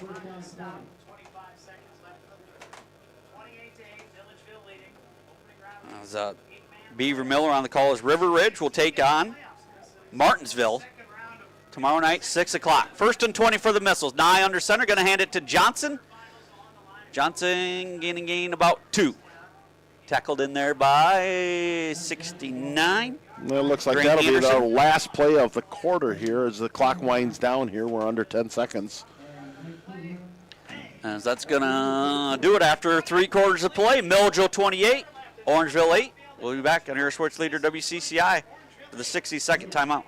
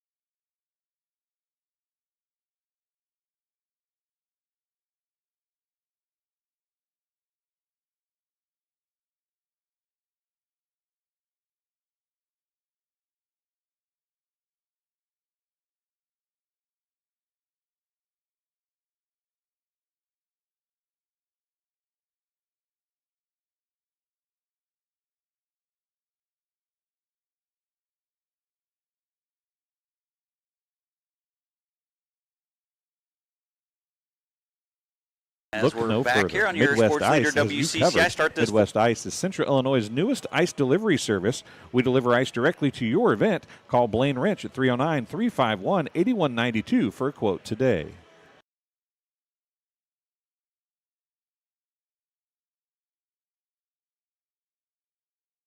So second down and 18 here for the Missiles. Ball at the 50-yard line. Pistol formation for Nye and the Missiles. Nye, play fake to Johnson, now looking to throw it. Gonna air it out, looking for Spencer Nye. He runs under and he catches it. Spencer down inside the 20, about the 14-yard line. Wow, he was just playing center fielder there. About 35 yards there. You think the Nye boys have done that a time or two in the backyard there, Matt? It looked pretty comfortable. I'll throw it up there, you just run under it.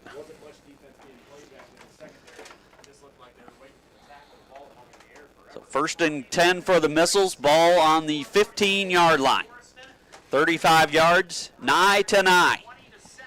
And you almost could have fair caught that one, Matt. Just about. I formation for Nye and the Missiles. Now they're starting to use a little bit of clock here, Matt. Oh, now like got a some full movement. start. Sometimes when you're not used, offsides on the Broncos. As soon as he got under center, the fullback went down, and I think it drew the defense offsides. The Missiles pick up a free 5 yards here. First and 5. Down to about the 10-yard line now. Yep.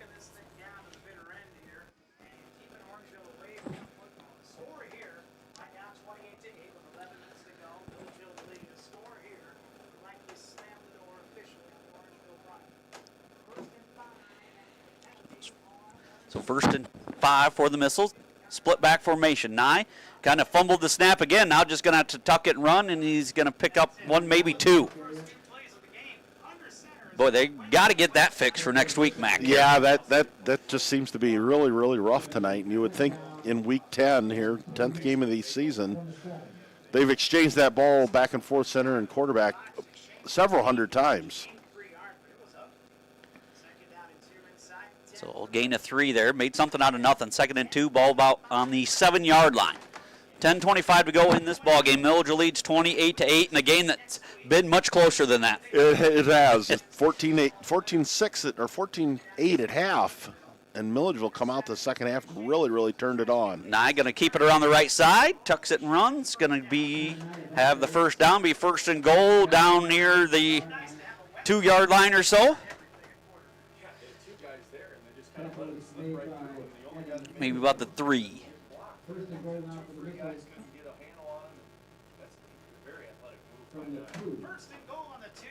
First and goal from the 2. Give Nye their 4 yards on that carry, or 5 yards. First and goal, ball on the 2-yard line. I formation behind Nye. Nye just going to keep it, lunges.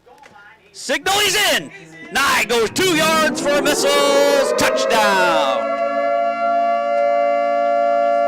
Always a good choice down near the goal line. The old quarterback sneak. Call your own number there and push that in. Get behind one of those linemen there and just run. So at the 9:42 mark, the Missiles put another one on the board here. They now lead 34-8 in this one. And so we mentioned, we'll say it after we come back for break here after this 2-point conversion. Going to have to hurry here. 5 seconds to go. Pistol formation for Nye. Johnson in the backfield. Nye going to take it and just going to hand it to Livingood, and he's going to sweep around the corner. 2-point conversion good. There's a new wrinkle to the 2-point conversion. And with 9:42 to go, the Missiles 36, Orangeville 8. We'll be back in 60 seconds on your sports leader.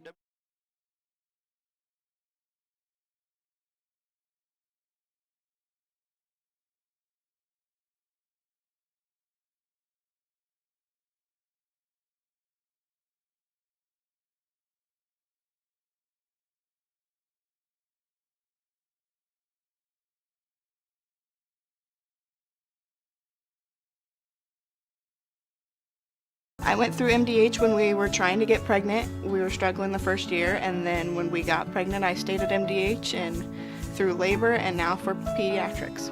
My experience was nothing short of phenomenal. I was met with amazing staff members who helped me through concerns that I had when she was first born, helping me learn how to be a new mom. It was really reassuring and comforting knowing that I had so much support and kindness around me. My entire pregnancy at MDH was amazing.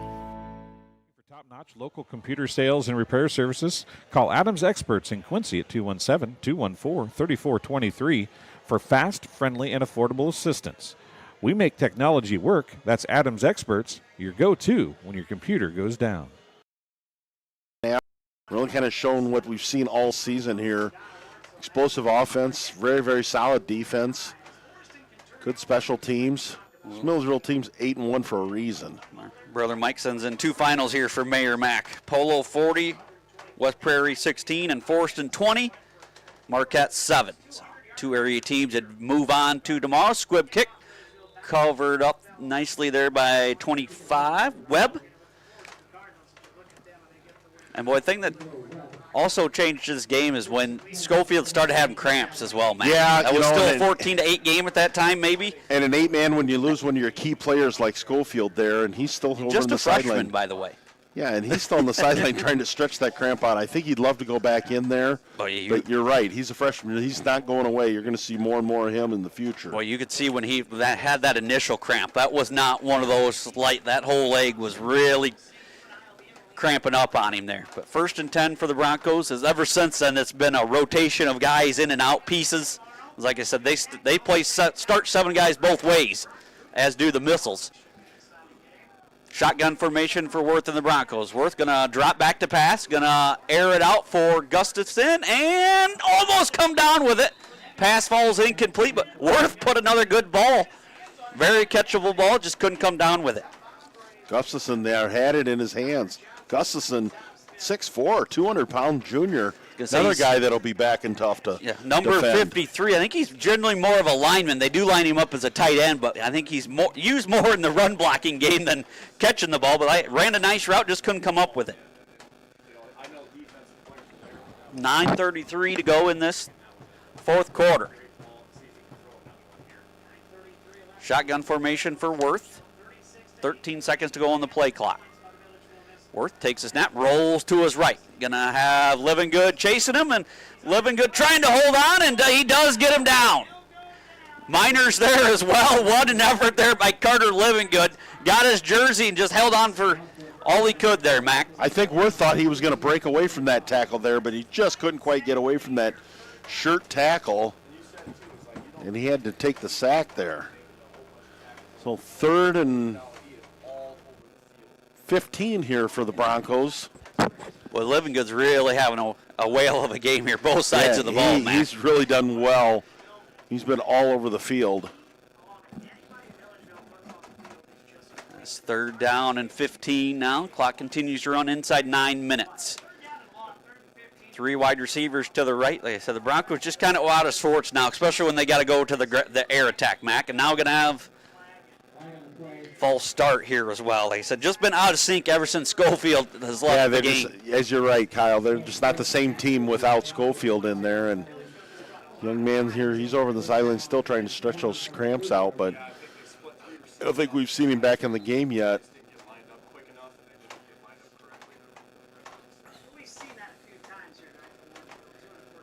So 3rd down and now 20.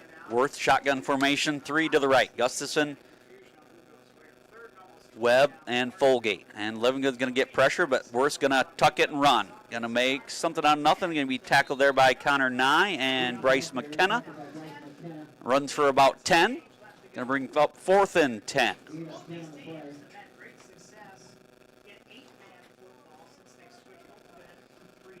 Worth has done some good things with his legs as well. So the Broncos have played a really good ball game here. I give them all the credit in the world. I do too. That first half was played to near perfection, other than converting that last play there before the half. Half a yard short of getting another touchdown there in that first half. Yeah. But they played it like this all year. They would have had a lot more than 5 wins. Worth drops back to pass. Going to be pressured by Livingood. Livingood going to chase him down and get him the sack. Yep, blow it down. They say the knee was down. Knee was down. Turnover on downs. Worth not happy about it. But 10th sack of the year for Carter Livingood, and the Missiles take over inside the 35-yard line. That was close, Matt. He spun him around, and I don't know whether his knee was down or not. In the grasp? In the grasp. I'm going to go within the grasp there on that one. That's probably the right play, and that's only for the safety of the players. Because other missiles were coming. Like, they kind of blew that play dead. You hate to see the kid get somebody get a shot when he's not protecting himself there at all. But Worth is still not happy about it, going to the coaches here on the sideline. Loss of 10 there. Or lost about 7. 9, shotgun formation. Going to hand it to Livingood. Livingood on a sweep off this left side. He's rumbling. He's stumbling. He's down inside the 30, down the 25-yard line. Livingood, like I said, doing a little bit of everything. Well, you said it, Livingood. He's been just the man here. He's done a little bit offensively. He's done a lot defensively. So 19 yards there for Livingood. I believe that's his first official carry of the season.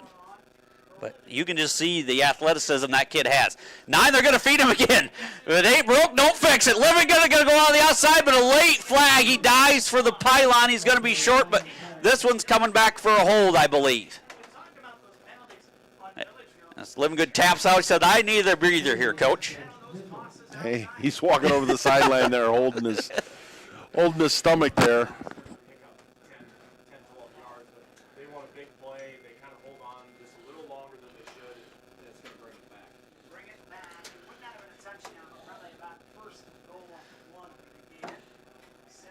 Would have been first and goal on the 1, so another penalty here for the Missiles. Both teams have had some penalty issues here tonight. I would agree here. Just a lot of holds there and a lot of big plays that had to come back. Yeah, can't say one side or the other's had the advantage, which is what you want. Like I said, if both coaches are unhappy, the officials have probably done their job. Exactly.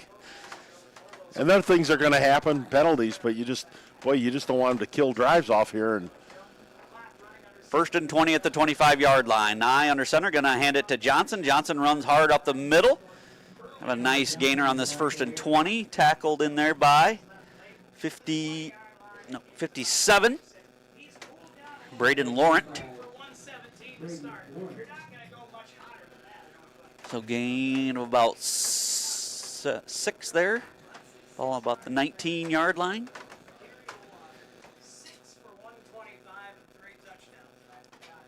Johnson, I got 8 carries for 145 yards. It's a great night. That's a pretty solid night, Kyle. Second down and 14. Nye under center, I formation. Under 6 minutes to go in this ball game. Nye going to hand it to Tom Smith. Tom Smith, the trap play. Going to be pushing the pile. Still pushing the pile forward. Down near the 10-yard line. Now a late flag. And a face mask. Initial call.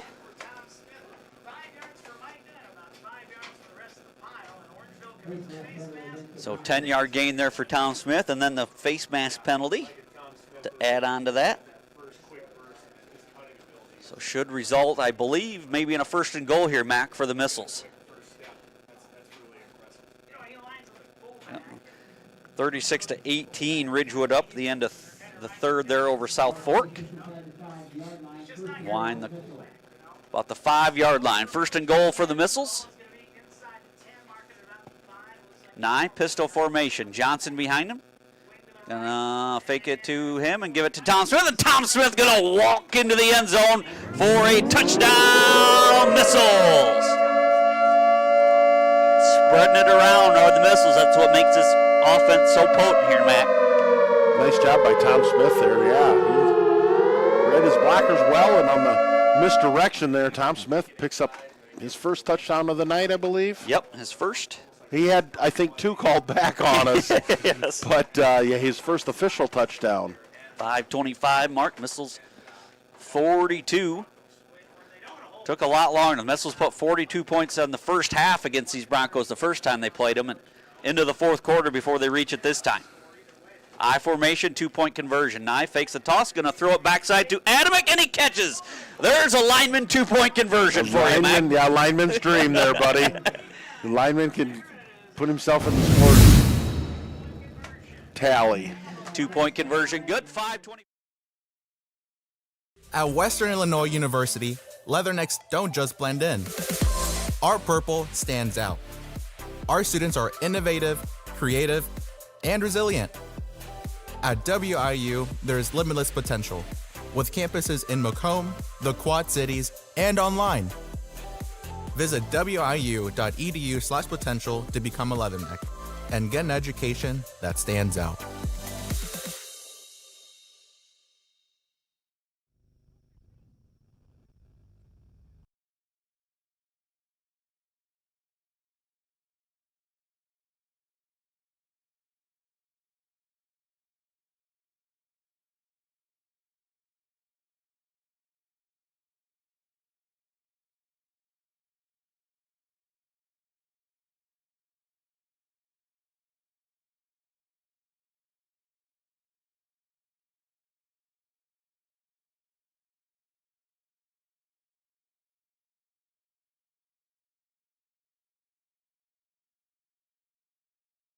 Come back here to Floyd Dobb Field. Here, Matt, the Missiles. This score is going to be very deceiving in the paper tomorrow around 9 or wherever you're reading it.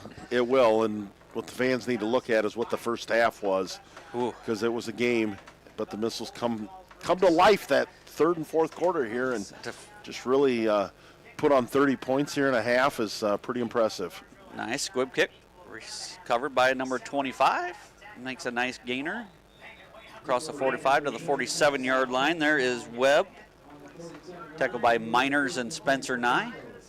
So 1st and 10 for the Broncos is what could have been for the Broncos, like you said in that first half, Mac. They had it 1st and goal at the 3 with about 25 seconds to go after converting.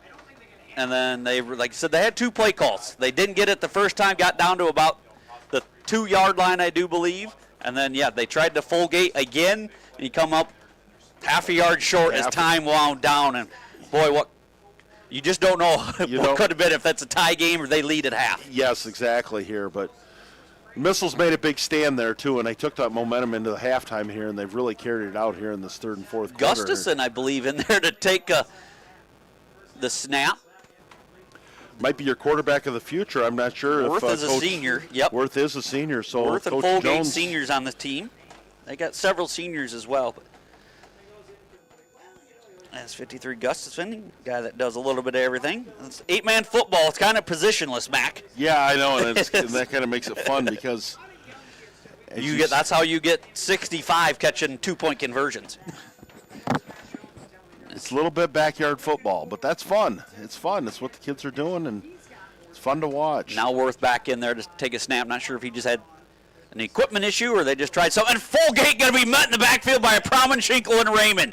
Boy, did Jacob Promenschinkel blow that play up. Loss of 3, maybe 4.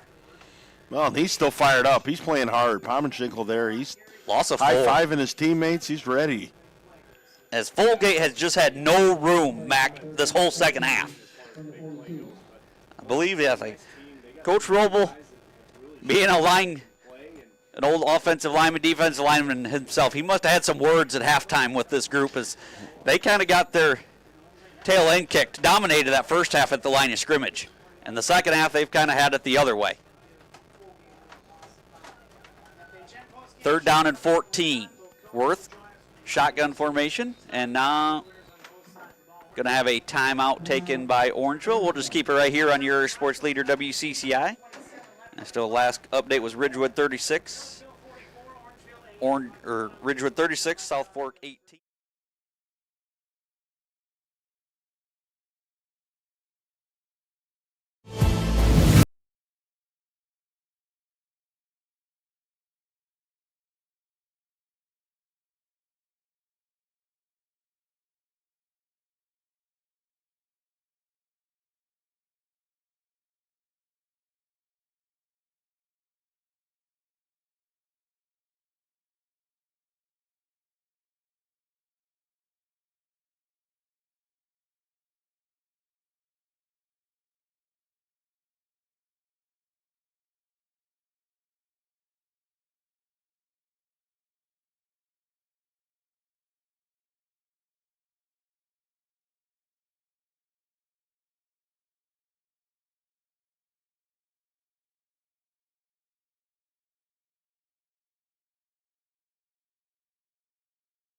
Be the last game. It's just the Orangeville Broncos here, Mac, as Fulgate runs off his best run of the whole second half, gets 5. As next year, the Aquin Bulldogs and Orangeville are going to co-op. I don't know whether they're going to be called anything different. I have yet to hear that. I don't know. Or who's going to be the host school. They're going to split. I don't know. I don't know that, or how the uniforms will be designed.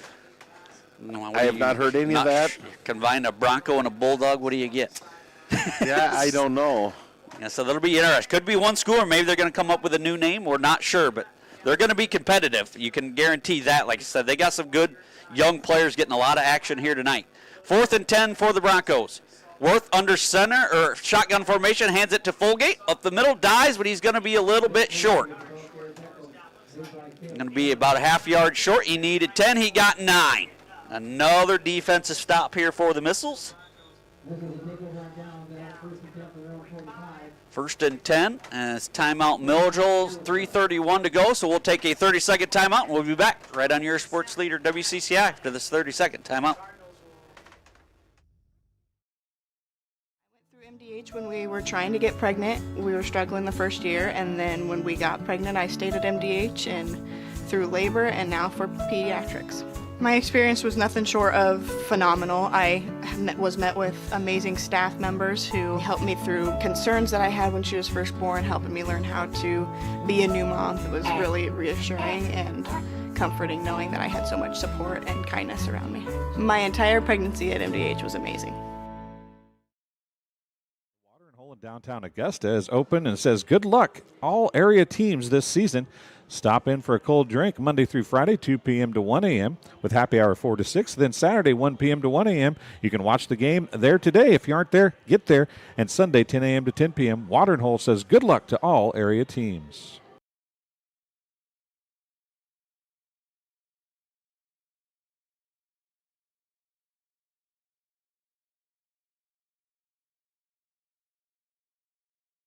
Also, give them a good experience.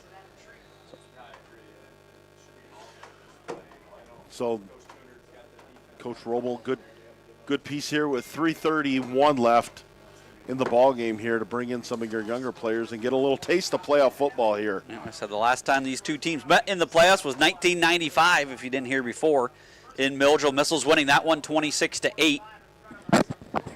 Evan Schenk in there, going to hand it to Sarber. Sarber's going to have a nice game, and he's going to break it. It does not get tripped up, and Caleb Sarber's going to take it to the house. That's got to be exciting for that young sophomore there, Mac. That's what you love to see there. Yeah, there you go.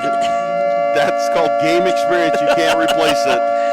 That's not running it up either. That kid, he's going to get in, and there's no way he's going to go down, Mac. No. If you don't bring him down. Caleb Sarber, the sophomore, he's going to be a nice piece going forward for the Missiles as well. He goes 55 yards for the touchdown. Well, as I said, going into that, you get them in and get them organized here and let the chips fall where they may here. But it's great to get a younger player here and see some success. Caleb Sarber, 55 yards. Now they go for 2. And going to have a timeout. Missiles did not get that play off in time, so we'll be back. And here's Sports Leader WCCI for this 30-second timeout.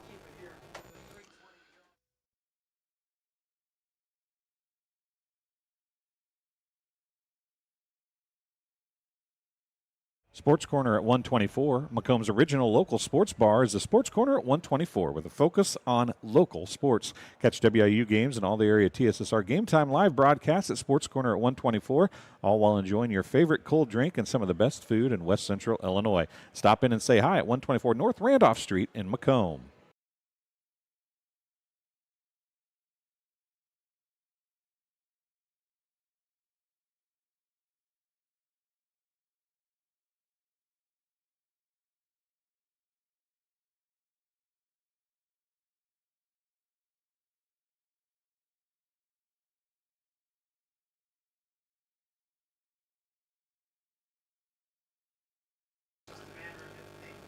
21-20, Stillman Valley was at Chicago Noble Johnson. That's a 13 seed. As 2-point conversion pass is no good. Looking for Dyson or Dawson. couldn't convert it. That's 2-point conversion, no good. We'll keep it right here on your sports leader, WCCI. Kind of missed that play looking up a score there. It looked like Shank was looking for Cy Dotson.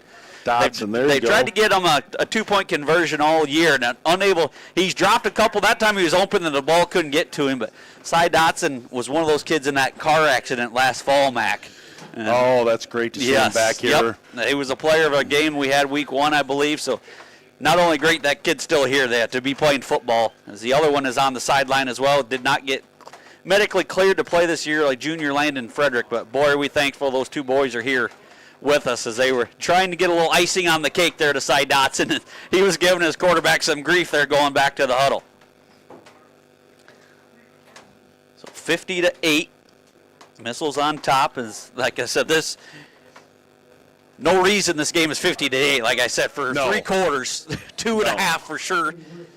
Like I said, in the first half, the Broncos just executed their game plan to a T, other than about a half a yard short from having a perfect game plan that first half. Adamek to tow it up here.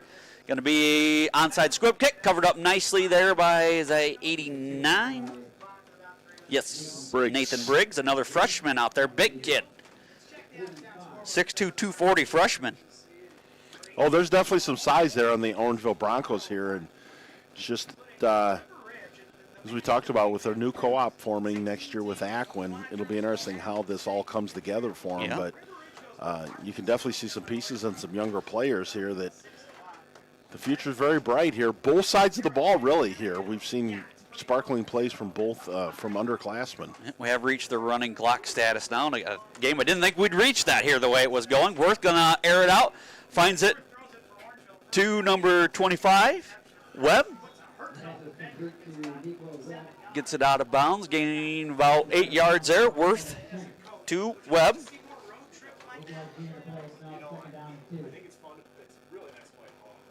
71, Webb's first catch of the ball game. 2nd down and 2 here, down to the final 2:15. And boy, Mac, we're going to have a dandy here next week at Floyd Dobb Field. It's the matchup everybody's been wanting to see the last couple postseasons, and this year we're going to get it. Polo at Milledgeville next week, Mac. That's right. It's the, what do they call that? Battle of the Blacktop. The Battle of the Blacktop. I've heard that used before, and I think this will be no different than years past. Raymond's going to get in there and sack. It's actually going to be a 1-yard gain. As he fell forward there, Raymond tackles Worth, but he falls forward for a gain of 1, so not a sack on the stat sheet anyway. So 3rd down and 1 here, inside a minute 40 to go. Fulton Morrison tomorrow. Other 8-man games, Bushnell-Prairie City at St. Thomas More, Pawnee at Milford, Hiawatha at Amboy, and River Ridge at Martinsville. 8-man action. I'll give you the NUIC slate here coming up. Worth under center, going to hand it to Fulgate. He's going to have the first down, gain of about 3 there for Fulgate. His 27th carry. The kid's been a workhorse for him, the senior. Fulgate playing his last game here tonight as a Bronco. So 1st and 10 for the Broncos. 1 minute to go in this ball game. Other games tomorrow. 1A games will be Rockford Lutheran, the 16 seed at Lee Wynn, 2 o'clock. D-Mac, 13 at number 4, Anawan Weathersfield. Fulton at Morrison at 1 o'clock. That's a 12 versus 5 seed. 10 seed Rova at number 7 seed Newman, 1 o'clock start in Sterling. And St. Bede at Chicago Hope. That's a 14-3 matchup, 2 o'clock. The other 1A games tomorrow. And 3A, I believe Oregon at Dupec. That's kind of a local game, fun matchup there. Worth drops back to pass. Gonna air it out, and it's intercepted by Johnson. Connor Johnson, and is he gonna return it? We'll see. Johnson's down the sideline. There he goes. Johnson, nobody's gonna get him. As put it on the board, a pick 6 for Connor Johnson. There was a scuffle on the sideline here, did not see it, and there's a late flag, and we're going to have an unsportsmanlike call on the Broncos. Connor Johnson with a pick 6 goes about 65 yards for the touchdown, and a late flag here on the Broncos sideline, I believe, Mac. Yeah, things getting a little out of hand here, and Orangeville not happy with things, and it's been kind of a long night here after the first half, and the second half's gotten a little long. Yeah, there was some. couple players on the sideline block there. It was kind of a little bit of a scuffle on the sideline, then a late flag. As there's one near midfield. I didn't see that one. I'm not sure when that one came out, Matt, because the officials are huddling up. They have not put the score on the board yet. Looks like we're going to get an indication here. Unsportsmanlike conduct against the Broncos.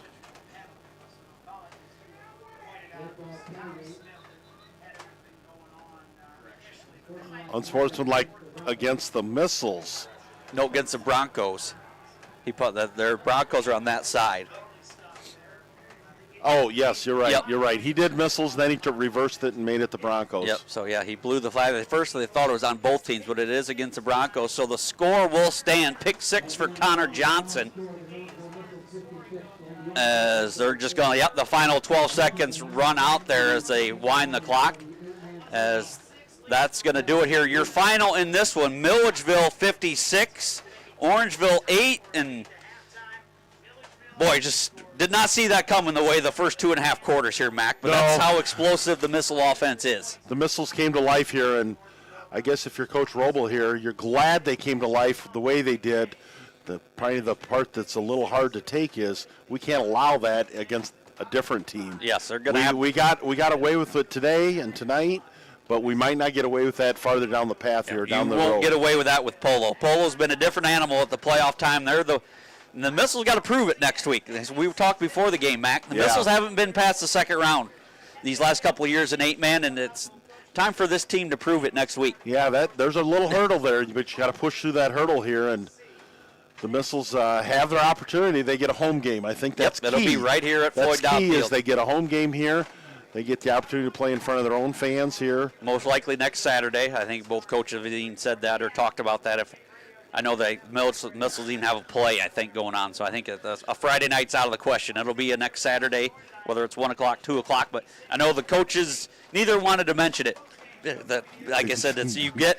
And it looked like the Missiles maybe got caught looking ahead a little bit in that first half, maybe. Yeah, and that's possible. I mean, we're all human here, and we have those thoughts go through our heads. But as you said, the Battle of the Blacktop's all set up here for round 2, and so you get to host one of your rivals that's right down the road, and so it ought to be a dandy next week. So, and if you look farther ahead, which a lot of fans do, Amboy lurks out there in round 3. Yep.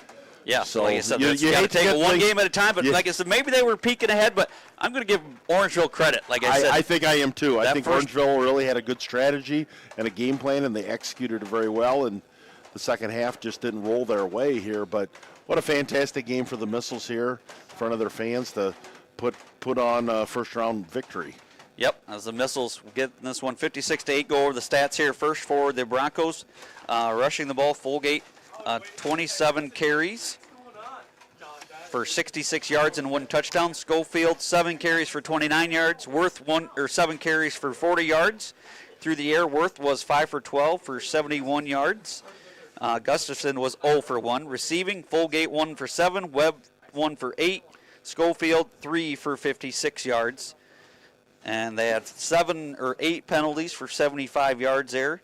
And some late ones there as that game went on. And 1 turnover. The 1 turnover was a big one there too, Mac. I agree totally here. The Broncos had picked up a little momentum there in that third quarter there, and the turnover was key, and that's the only turnover the whole night either way. So it was at a key moment there when they caused the fumble. And the Missiles just took advantage of that opportunity.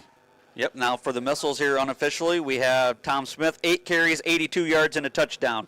Nye, 11 carries, 34 yards, and 2 touchdowns. Connor Johnson, 8 carries, 145 yards, 2 touchdowns, and a pick 6. So Connor Johnson, a great game overall. Living Good, 1 carry for 19 yards, and Caleb Sarber, 1 carry for 55 yards and a touchdown.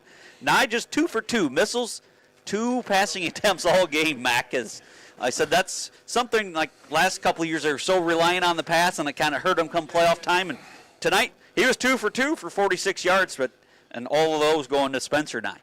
Yeah, the Missiles really kept kind of their game plan together here, and it really worked out well. They put together a nice game plan here tonight, and the Broncos did too. And the Missiles really just pushed their will there that second half here, and I think that was the difference. And as you say, the score really looks like it got a little lopsided here, but it wasn't lopsided until very, very late in the game here. Very competitive game for 3 quarters. Yeah, absolutely. And like I said, stay tuned for more action tomorrow, 6 p.m. River Ridge, we want to wish the Wildcats best of luck as they go down in the 5-12 matchup to take on Martinsville. Dittmer and Beaver Miller on the call in that one. So Mike Dittmer, Beaver Miller, 6 o'clock tomorrow. I believe pregame at 5:30. Yes, and we wish them well, and it's a long trip here, but if they could win that and come back home, I think that would be worth the trip.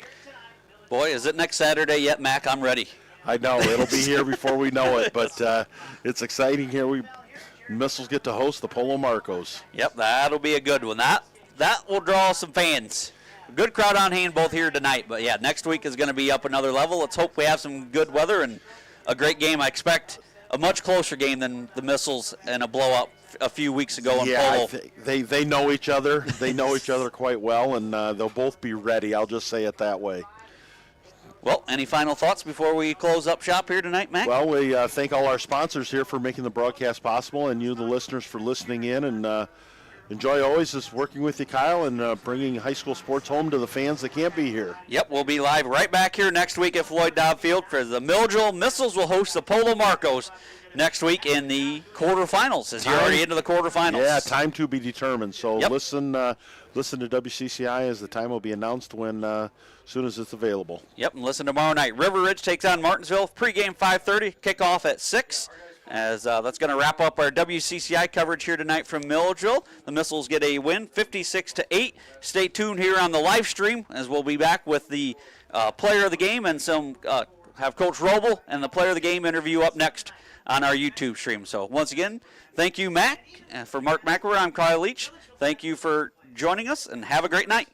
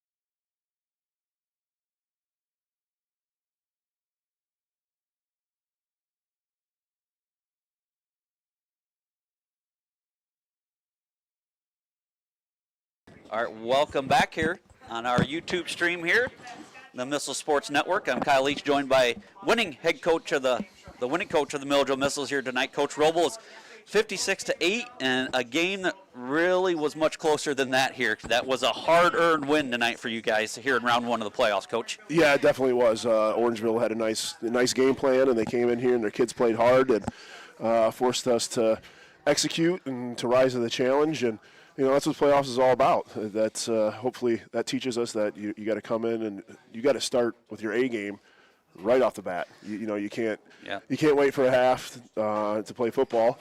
Luckily, you know, we did just enough to stay in it, and made a couple big plays in the first half when we needed to, and came away with what looks like a lopsided win, but definitely was not a lopsided win when it came to the gameplay.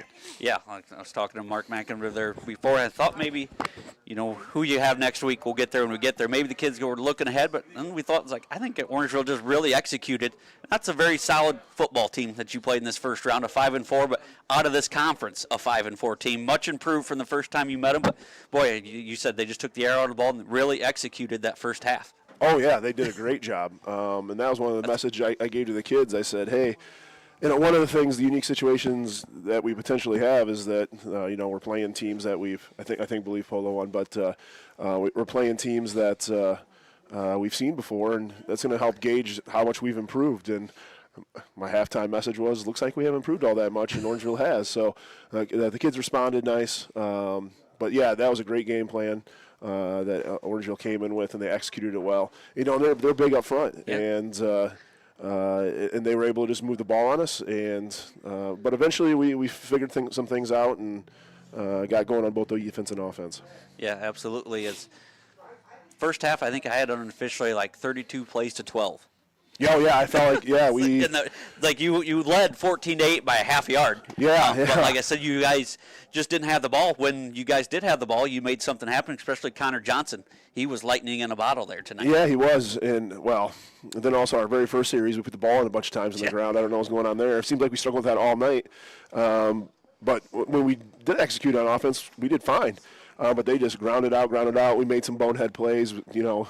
It's fourth and – what is it? It was 4th and 4, and we jump, and a couple missed cues in coverage. So, I'm proud that I'm proud of my guys that we were resilient and came back and played 4 quarters and executed when we needed to. Yep, I had a feeling. Did you challenge, especially the alignment, that for after? I don't know what your halftime speech was, but they seemed pretty motivated.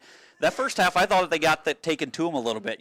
Off your defensive line especially. Second half, there was nowhere for Fulgate. They were not getting any push. It seemed like maybe your message got across at halftime. I told the kids I'm not panicked. I know what we can do. We just got to do it. The big thing is, we've been have such good speed rushers all year long. They're used to standing up and getting after the quarterback and getting, upfield hard. And they were trying to do that against a big offensive line that was toe-to-toe, and they were physical. And I just said, hey, we just got to start playing lower and just pile things up. And once we started doing that, it made it very difficult on them to move the ball. All right, now we can talk about next week, something that nobody really wanted to talk about before, but matchups everybody's wanted the last 2 years in the playoffs and hasn't happened. This year it does. Next week, Milledgeville Polo right here at Floyd Dobb Field. Just talk about the task. Polo always is one of those teams that improves as the year goes on. Oh, definitely. And I'm sure, I hope our kids are plenty motivated. I know their kids will be plenty motivated. I know Coach Alston will have a great game plan. Disciplined football team. They got playmakers. Early in the season, we took it to them, and I'm sure that's salt in their wounds, and they're going to come ready to play. And they're a team that's all they do when they get in the playoffs is win. Yeah. So we got to make sure when we practice this week, we practice with purpose, and that we realize that, first-time matchups, playing a team twice is tough, and we just found out that tonight. So it was a great lesson for us tonight that you got to come bring it from the get-go right off the bat, and hopefully that sunk into our guys today. But Polo, it's going to be a fun matchup here. I'm really looking forward to it. I know the kids are as well. All right, well, congratulations. Enjoy it, Coach. The playoff wins are not easy as you get another one here tonight. But, hopefully you guys have a good week of prep and want to wish you luck next week. It should be a great atmosphere. Guessing that'll be most likely next Saturday. Yeah, I think so. We got to talk to Polo, of course, but since we have our school play next week, we have it Friday night and Saturday night and Sunday afternoon. We'll probably have to be the Saturday afternoon game. So that's one thing. I don't know the last time we were trying to think. Last time Missile played a Friday night playoff game. I know. Now you get to kind of enjoy a Saturday, sit back and watch the playoffs. I don't know.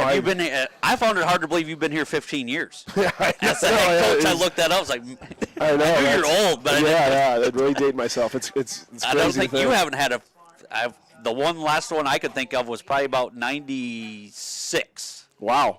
that we played North Boone. That goes back. That goes back a ways. Good Well, job. I know we played North Boone on a Friday night here, but I can't think of anyone since then. Wow. Well, So we'll go with Yeah, that. I know we'll go last with that. time we played Orangeville was 95 in the playoffs. oh, really? So, all right. Well, I figured team historian would, Cal would know. between you and Cal would get that figured out. Well, anyway, congratulations on the win, Coach, and we wish you luck next week. And we're hoping we're talking to you live next week after a win against Polo. Sounds great. Thanks, guys. All right, that was head coach of the Milledgeville Missiles, Jason Roble. We'll be back, or jumping on now is going to be our player of the game, Selman Electric player of the game. And boy, that is very fitting. Our Selman Electric player of the game is Connor Johnson. You were electric all night tonight, Connor. First half, you didn't get many carries, but you 2 carries, 2 touchdowns in that first half. Is Orangeville just had the ball the whole first half on you guys. Yeah, they ran a lot of high. It was just gutting the ball out, a lot of runs. Yep, but boy, your blocking up front was well for you there too. Like I said, 2 carries in that first half. I had you down for with 2 touchdowns of 7 and 55 yards, 8 carries, 145 yards on the night. But just talk about the O-line and, yeah, just the success you had on the ground just seems like a little seam is all you need and you're off to the races. Yeah, Micah, too, helped with that. He'd go hit the backer, and I just have to make 1 cut, and it's pretty much a touchdown from there. Yep, and you added a pick 6 there late in the ball game. There's some flags late, but it did stick as just weaving your way through traffic. Just thoughts on that last play there for that pick 6 for a touchdown there, Connor? It's my first pick of the season, so it was pretty special. I didn't really want to go down. So. Yeah, yep, I don't blame you. Like I said, that's all part of the game. Late in the game, I know that. Like I said, make them earn it. Your first pick of the year, yeah, no harm in that. Now, next week, Polo. And you guys took it to them in Polo there. What was that, week 3 or something? But it's going to be a whole new animal next week. Just talk about preparing for Polo next week here, Connor.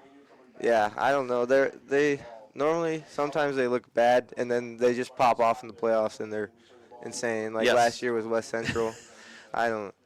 Nobody gave them a chance in that game, and they were 4 seconds away from winning that game, I believe. Yeah, they're a team that has always improved as the season goes along. The Polo Marcos, a team that you guys have, they've had more success in the playoffs than you guys did, and to have more success, it's a team that you're going to have to beat next week. Yeah. As we're expecting a great crowd here next week for Milledgeville and Polo right here, but give the Selman Electric player of the game, Connor Johnson. Thank you for joining me, Connor, and good luck next week against Polo. Thank you for having me. Thank you for wishing me luck. All right, that was Connor Johnson, our Selman Electric player of the game, as that's going to wrap up our coverage here. There's your gift card there, Connor. So congratulations.